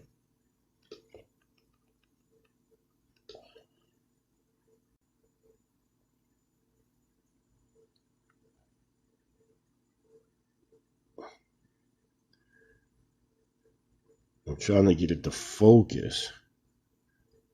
Well, it's there, right? Watch this. It's going to get deeper because we playing chess, not checkers. Okay? Now watch. Watch, Israel, watch. It says this. Deciphering this passage indicates that the earliest Egyptians emerged 850,000 years ago. Why? Because this is when Shemjaza and all of them started to create the fifth root epic that came from out of the Atlantean root epic to form the Aryan. The ancient Hebrews, the Babylonians, the Assyrians, the Egyptians, the Canaanites, the freaking Moabites, the Hittites, the Cushites, all of them are Aryans, man. But not Aryan in the sense of a race, but this is of a noble epic at this time. Watch, y'all. Watch this. Deciphering this passage indicates that the earliest Egyptians emerged 850,000 years ago. When they say earliest, they mean pre-Egyptians. Not the people that they find in the mummies and all that today. That's post. Let's continue. Watch this. Hence, if they have been separated from the latest Atlanteans, right, for ages upon ages and settled in Egypt some 400,000 years before, then adding these figures, 400,000 plus 850,000. Now you're talking 1,250,000 years. When the phrase alien race is used, there are sure to be many students who might take that literal as a species from beyond this planet. Our planet has been no doubt subject to visits from the mighty ones, okay? But in this instance, alien race is another earlier sub-race or sub-cycle, very removed in consciousness from the second sub-race. Meaning, you see what I'm saying? So when they saying alien, they don't mean alien in the sky, per se. Watch this. The Mayans and the ancient Cambodians played a similar role in bridging the fourth and fifth root. The fourth and fifth, meaning when you talk about the Mayans and all them, they are a part of the Atlantean root epic. And the Cambodians are a part of the fifth root epic. Watch this. Watch this. Watch what I read, y'all. Check it. He had heard that the Egyptians had kept astronomical observations and records for the past 630,000 years. Indeed, the records of the pre-Egyptians, not to get confused with the modern post-Egyptians, go far back into the night of time, even so late as the time of Herodotus. They had still in their possession the statues of 341 kings who had reigned over their little Atlanto-Aryan sub quote-unquote race, if one allows. Neo-Platonist philosopher Sophocles, if I'm saying his name, Simplicus, 490-560 AD said, and here goes Thorpe right here, who they give as the inventor of writing and all that, but Thorpe was an Atlantean. He supposed to be right there, right? Let's get it. Watch this. It's about to get deep, y'all. And then I'm going to close out. On y'all. Because I don't want to give up everything. What about Egypt's Indian ancestry? When we say India, we don't mean India. We don't mean the Americas. We mean India right here. Look. It's about to go in on them. It's about to go in. But look here, y'all. Look at this.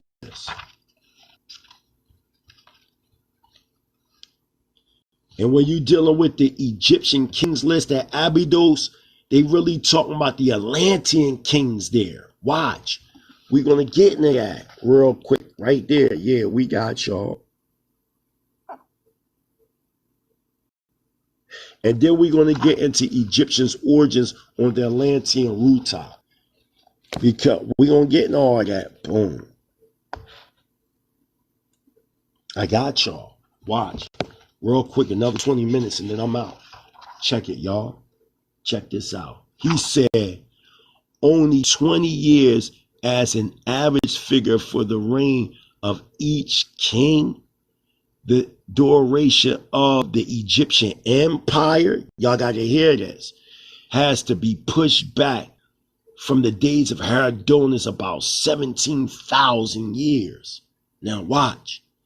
And of course, these years in the Egyptian kings list are not earthly years.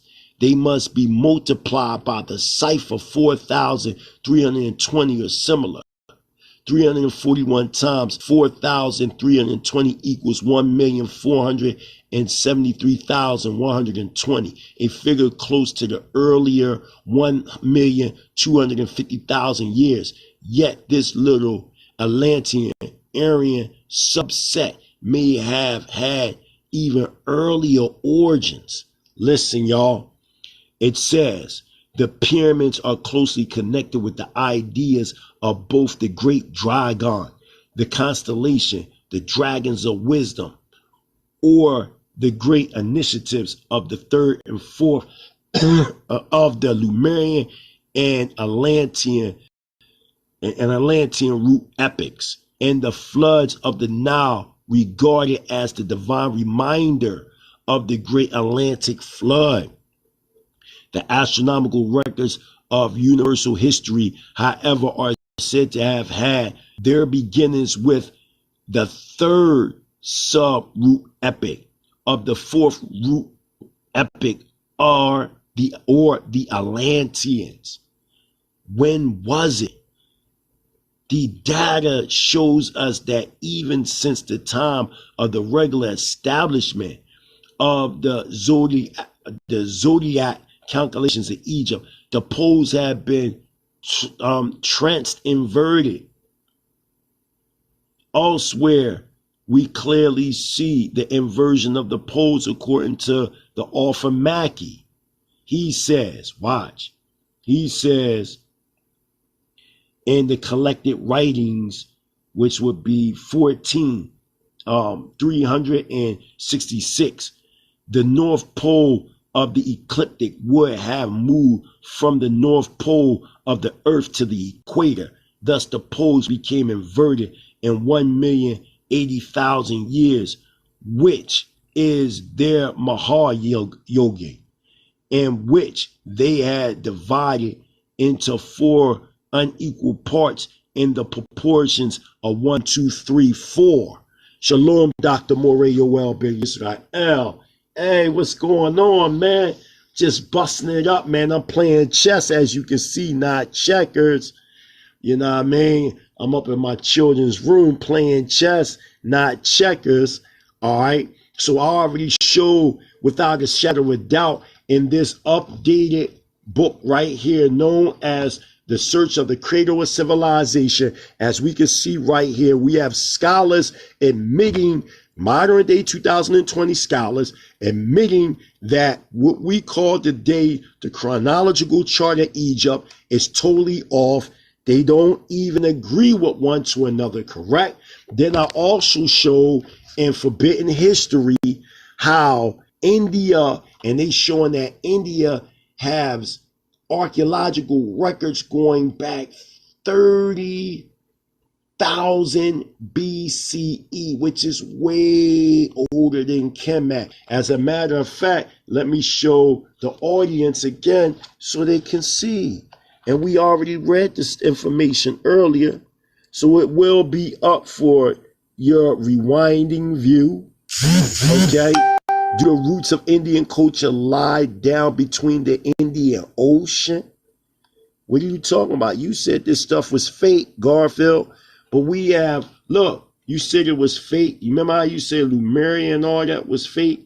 Well, look at what the people of India call it.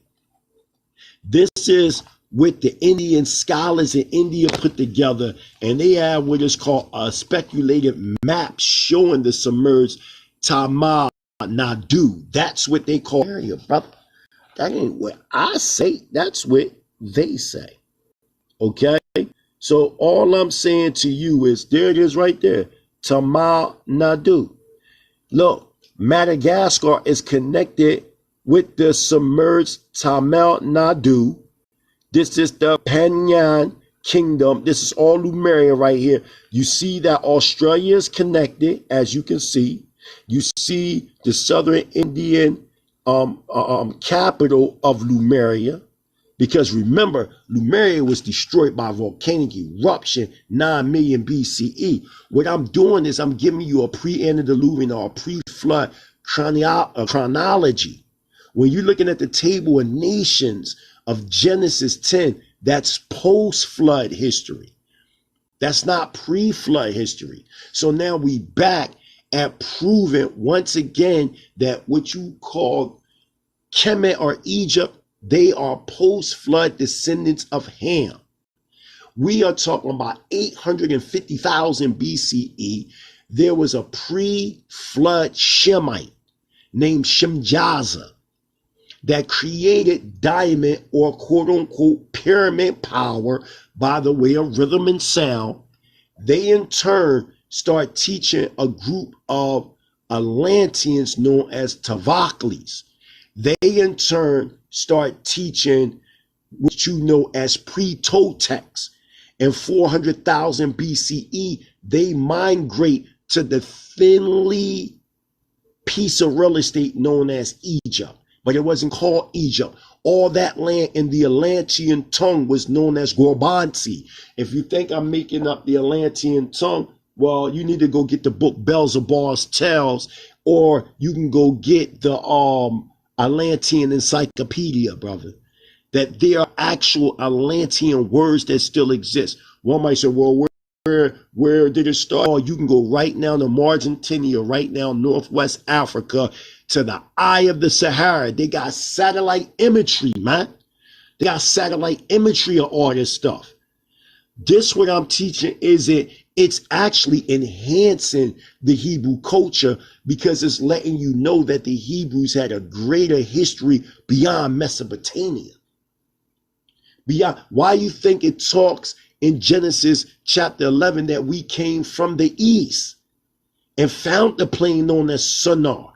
Shinar is in fact Sumer or Iraq. East in Hebrew is Kadim. Kadim is another word for the Indus Valley. That's why all the ancient records, all the ancient doctrine, even when you see Abraham with his third woman, Keturah, in the 26th chapter of Bereshit or Genesis, don't his concubines, and he also had other concubines, don't it say that they went to India? Don't they say that Abraham or Abraham was from a Hebrew tribe known as the Yadavas? That is Yadavas, which you get the word Yahuda.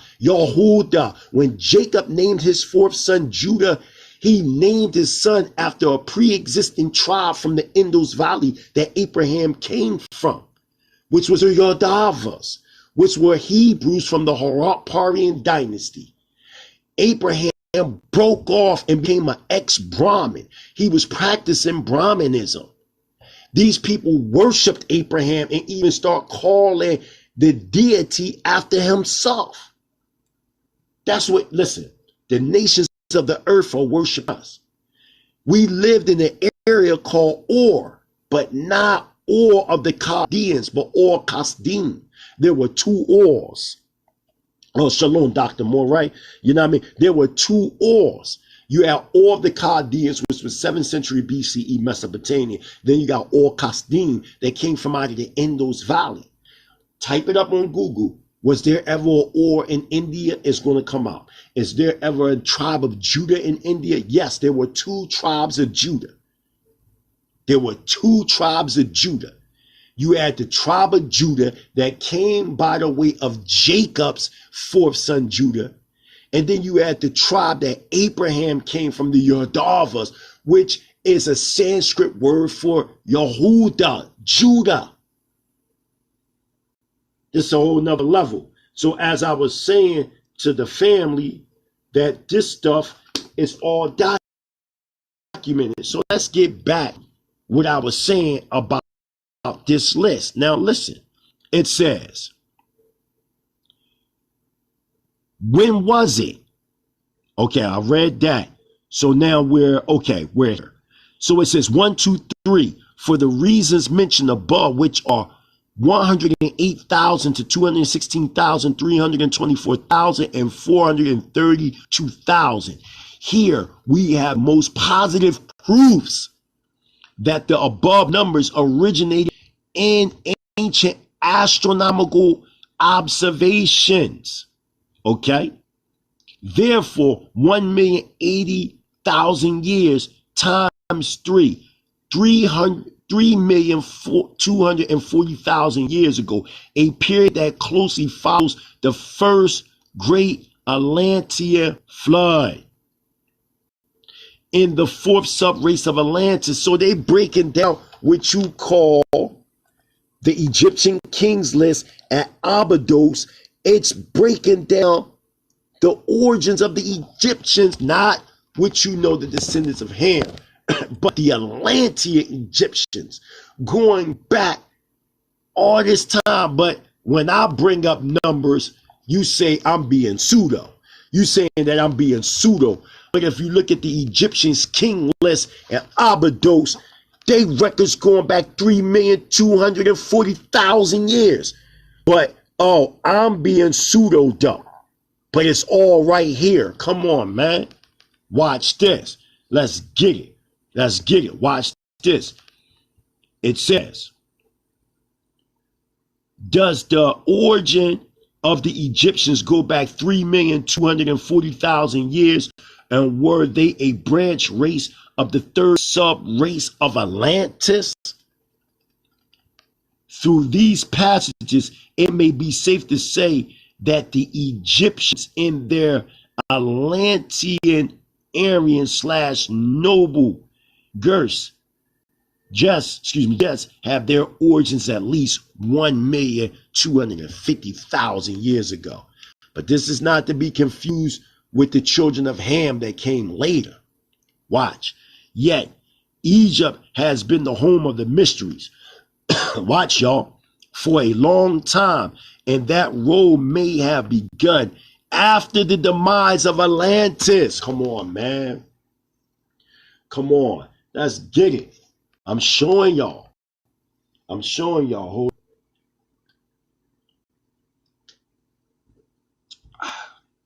I'm showing y'all. Watch this, y'all. Egyptian origins of the Atlantean Ruta. Because just like I said to y'all, the pre-Toltecs, what they did was, after the destruction of Atlantis, during the second flood, we talking 200,000 BCE, Atlantis split into two, Ruta and Datia. Pre-Toltecs start dominating Ruta, and they were pushing their power in Egypt. Watch this. However, the Egyptians emerged from two different races, from the east in India and the west in the Atlantic. Why? Because 400,000 BCE, you have pre-Toltecs moving into what they now call Egypt, 400,000 BCE. And then you have the Tamals or the Nagash that came from out of the Indus Valley. Watch, y'all. Watch this. Watch this.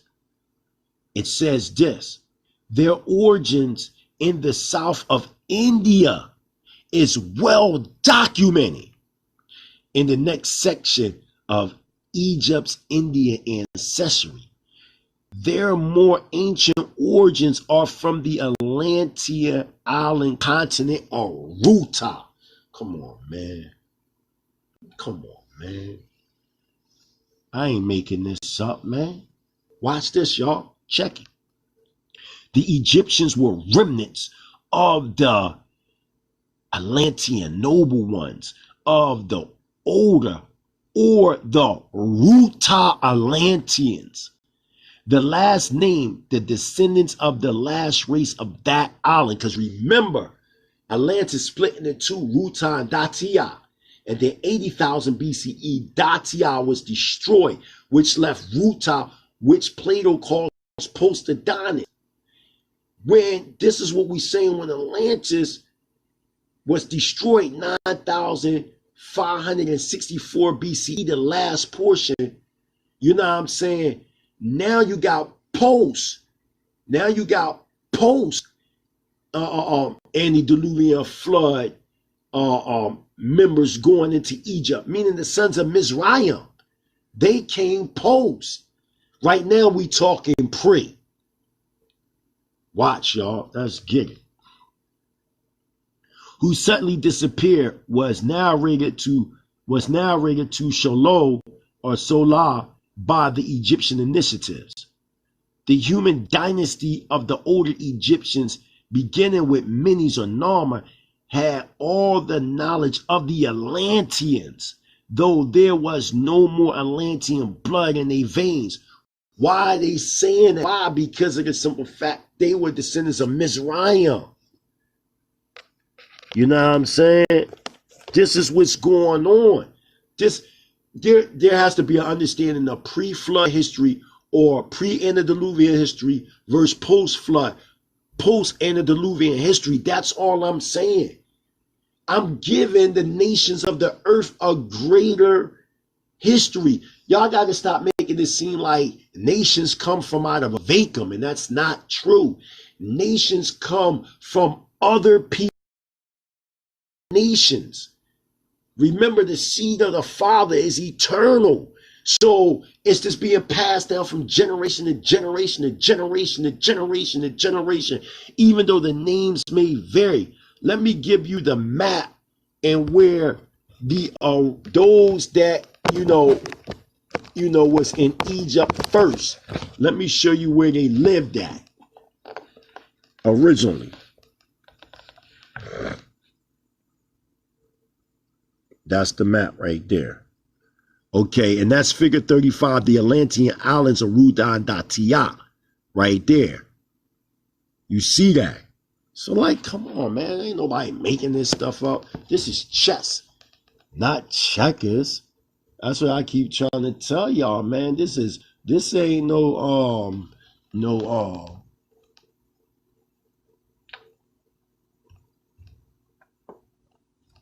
checkers, Garfield. Before you even can speak to me about anything, you need to like see what I'm actually working with. Because I'm not these average Hebrews out here, and I don't believe in being boxed in academic consensus. I don't believe that, man. I'm Elohim, man. I don't let no cracker box me in to lineal history. Shoot, history and language don't define us. We define history and language. What you talking about? So I'm not boxed in your academic consensus world. So I don't give a fuck what the academic consensus say. Only care about what the ancient archaic sources say. That's what I'm concerned about. Watch this, y'all. Look, let's get it. Knowledge of the Atlanteans, though there was no more Atlantean blood in their veins, nevertheless, they had preserved all. I'm sorry, y'all. I'm gonna get this last little portion, but I gotta go. That was my e-shout, man. We're about to go see our son real quick. So, it's gonna have to be a part to this. It's gonna have to be a part 2 to this. Hey, what's going on with you, Kim Odin? Tell Moshiach I love him. All right, check it out. I want to read this last little part because this is very important. You know, to understand. I just think that people on this level where I'm at right now, you know what I mean, they still caught up in academic consensus.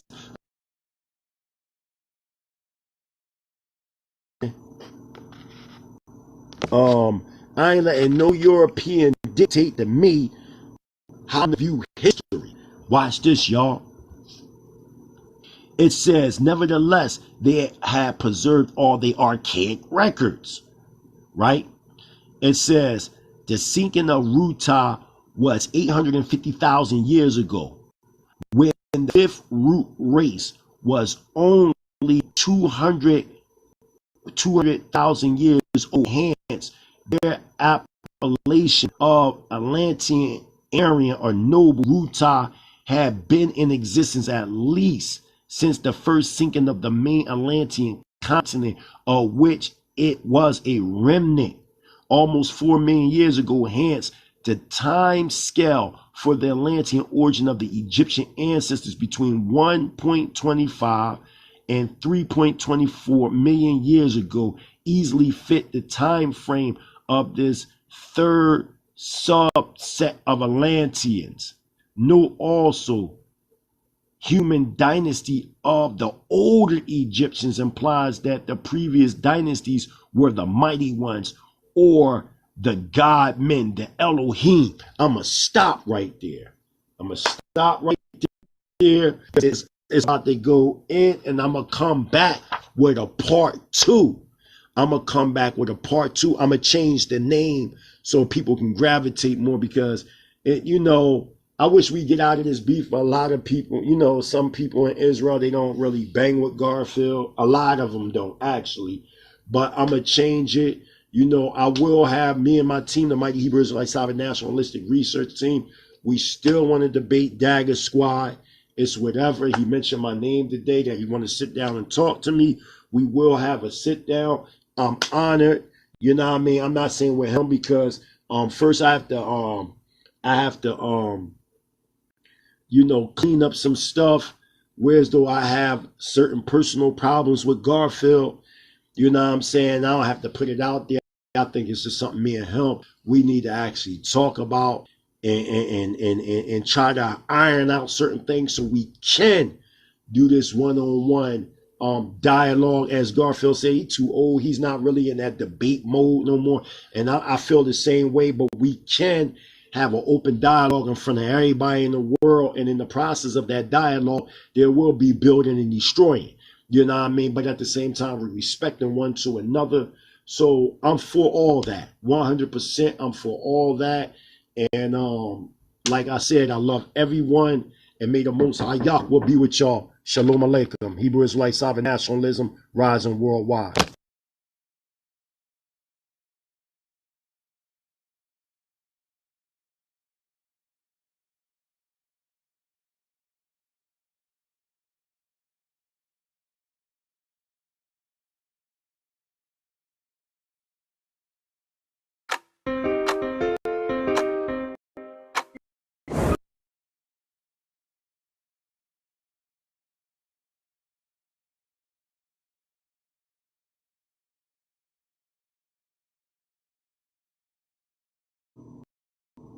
Shalom Bahashim.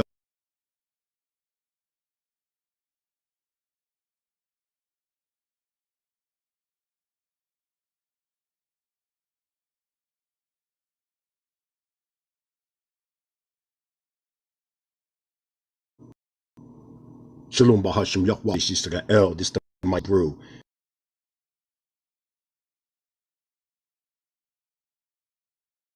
Tribal Minister Nasik Shalandim Ben Ami Mortazoyam Ben Yasha Allah Senior. I give all praise and honor to Yahweh, the supreme, intelligent, powerful one of our forefathers. Havadam Biskakin Yaakov, those striving for righteousness' sake, all over the planet Earth.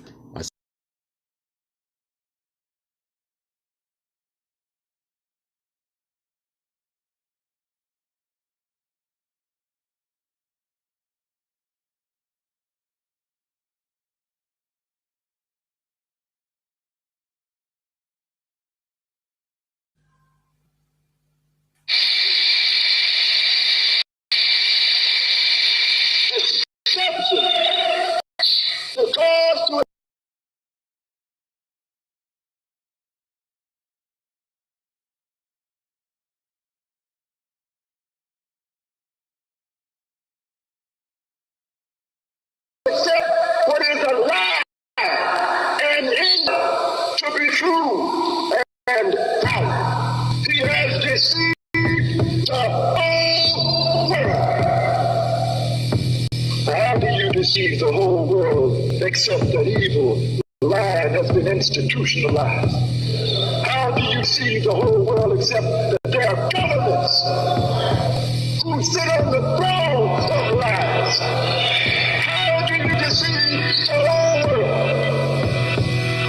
Except that you have some Stanfords and some Yales and some Harvards and some Michigan States. How do you deceive the whole world? But the devil has deceived the whole world.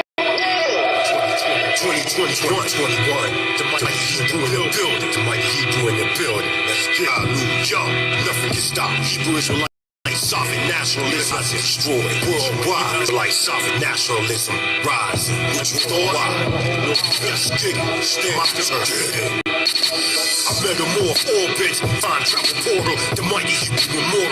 Yasha all's morals, Torah order, to monitor, open doors, Arab bar, Hebrew, from the Beru, tribe of Judah, celestial Jew, old school rule, Elohim breeze through, like him please blow, trees on order, stars have fallen, as I bear arms, palm and remain calm, sign of the time from the watchers, fear no man, sword plate tighter than cold man, Morio L, call my firstborn old man, Toto Moto, kick like Sean Claude Van Damme, primal man, upright, as he standing one for commandments, 2/3 street from the Sandman. I reminisce in the days. Pro chance, who stands praise, wave, hot top phase and finger waves. My blood royal be brave. Lost souls buried deep in filthy graves. Find a Solomon, crystal cave like a side. The two best got popped from gunfire. Wallace and Cord took shots. We went from 8-track to pop. Record as they crack CDs to digital visual. My flow. Serial killing, initial tracks, vicious, dark eclipse. Signs for some be the end, ours just beginning. Open the yard mind, spectrum, prism, electric. I see visions from the mind. Death, the blind. Who I be? Man, deep in I mean. Not see, yo, I reign supreme. Team B, pointing like great beam. My turn, all y'all gonna learn. Smoke down like I was smoking sure, but I'm not. Yo, like a clock, get knocked out, fucking with the real ops. Yeah, the mighty Hebrew, 2021. Shout out to Hebrew like sovereign nationals all over the world. Welcome to mine. Remember, was never destroyed. We got a 311 billion, 40 billion year history to talk about. Shout out to all Hebrew Israelite South Nationals, the Kingdom of Yah, the Shot Prayer, the International Ambassador, Prime Minister, Prince Afiel, the Crown Prince, Nafio Saint, producer of this track, Lord Melchizedek, from Tacoma to Philly. You know how we do. What you thought? You dealing with the tribe of Judah. We don't play no games. It's our turn to shine. Hebrews with like sovereign nationalism reign supreme. Shout out to Side Netter, Black News 102, Global Media Inc., FOP. Gaza Israel, Shema Israel, the Kingdom of Yah. The Kingdom of Yah hosts coming to House of Yahudah, the United Nation of Israel. ISUBK. Yeah, that's how we gon' get it. Shout out to Pre-Dynastic Allah, Captain Azaria, Elder Quintal. Yeah, you know how we do. Yeah, Brian Dawson, the sovereign daughters of Zion Rock. To my Isha, to my Eli, Princess Rakia. Yeah, it's my turn.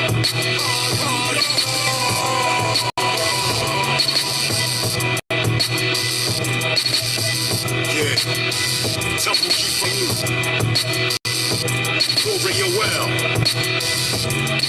More Isa, More Karoots, Prince Kaz, Israelites all over the world. Kwam Yasha Allah Kuma Yisrael. Shalom, shalom to family. Mighty Hebrew on deck. Giving y'all a recap of my album, Mind Mental is Never Destroyed. And we're going to talk about the university as well. So let's get into it. Shall we? You know what I'm saying? Get back into the album. You know, what I feel like playing. Well, I'm going to do it in order. This right here is called Diss Track. I was going through a lot, you know what I'm saying? So, you know, dudes was coming at my Isha, all craziest, you know what I mean, disrespecting Israel. So check this out, called Diss Track. Yeah, Prince Montezari, I'm on deck. Alter ego in the building. That's how we gonna do it. Cyclops fire, set apart lava. Ramala's Isa Island image out of rock. 5.5 million incarnated children. Zion, it was written with Nas's pen. Fallen sovereigns in concrete jungle buildings. Creature of the law, strong one. Stand tall through a wheelchair, crawling. Flatliners lose mind power. Conscious talisman, shaman to Shaolin. Vibrational comments to Congo violence. Hip hop's rising in the B-boy stands. Uphold Yah's commandments. Breaking doors, hammer. Dance pop locking to the show shot non-stop. Rip cats like Faka. Old school rockin' lottos. Who want the flash effects like stars? Who when I touch the best architect on record? Who let the touch the Elohim and mental chest? I'm Buddha, bless the brain noodle. See the future of jewels, dropping jewels like Santana. I bang out any set, then dip, gang. North Philly street slang, rearrange your frame. Fuck your team, you paper thin niggas be lame. 2021, life can't be tamed. Black rain. Times is changing. Black rain. A vision looks strange. Black rain. Strain on the brain. Must maintain the frame from going insane. Black rain. Time is changing. Black rain, our vision look strange. Black rain, strain on the brain. Must maintain the frame from going insane. I'll fucking jaw, I'll break your fucking jaw. Break your fucking jaw and know your face, I'm scarred. Play Jason, take Manhattan. If you come to Philly, I'm a motherfucking smashing. Titans clashing as we bash like animal with smash. We rich, off with old, I'm in my bag. Too many internet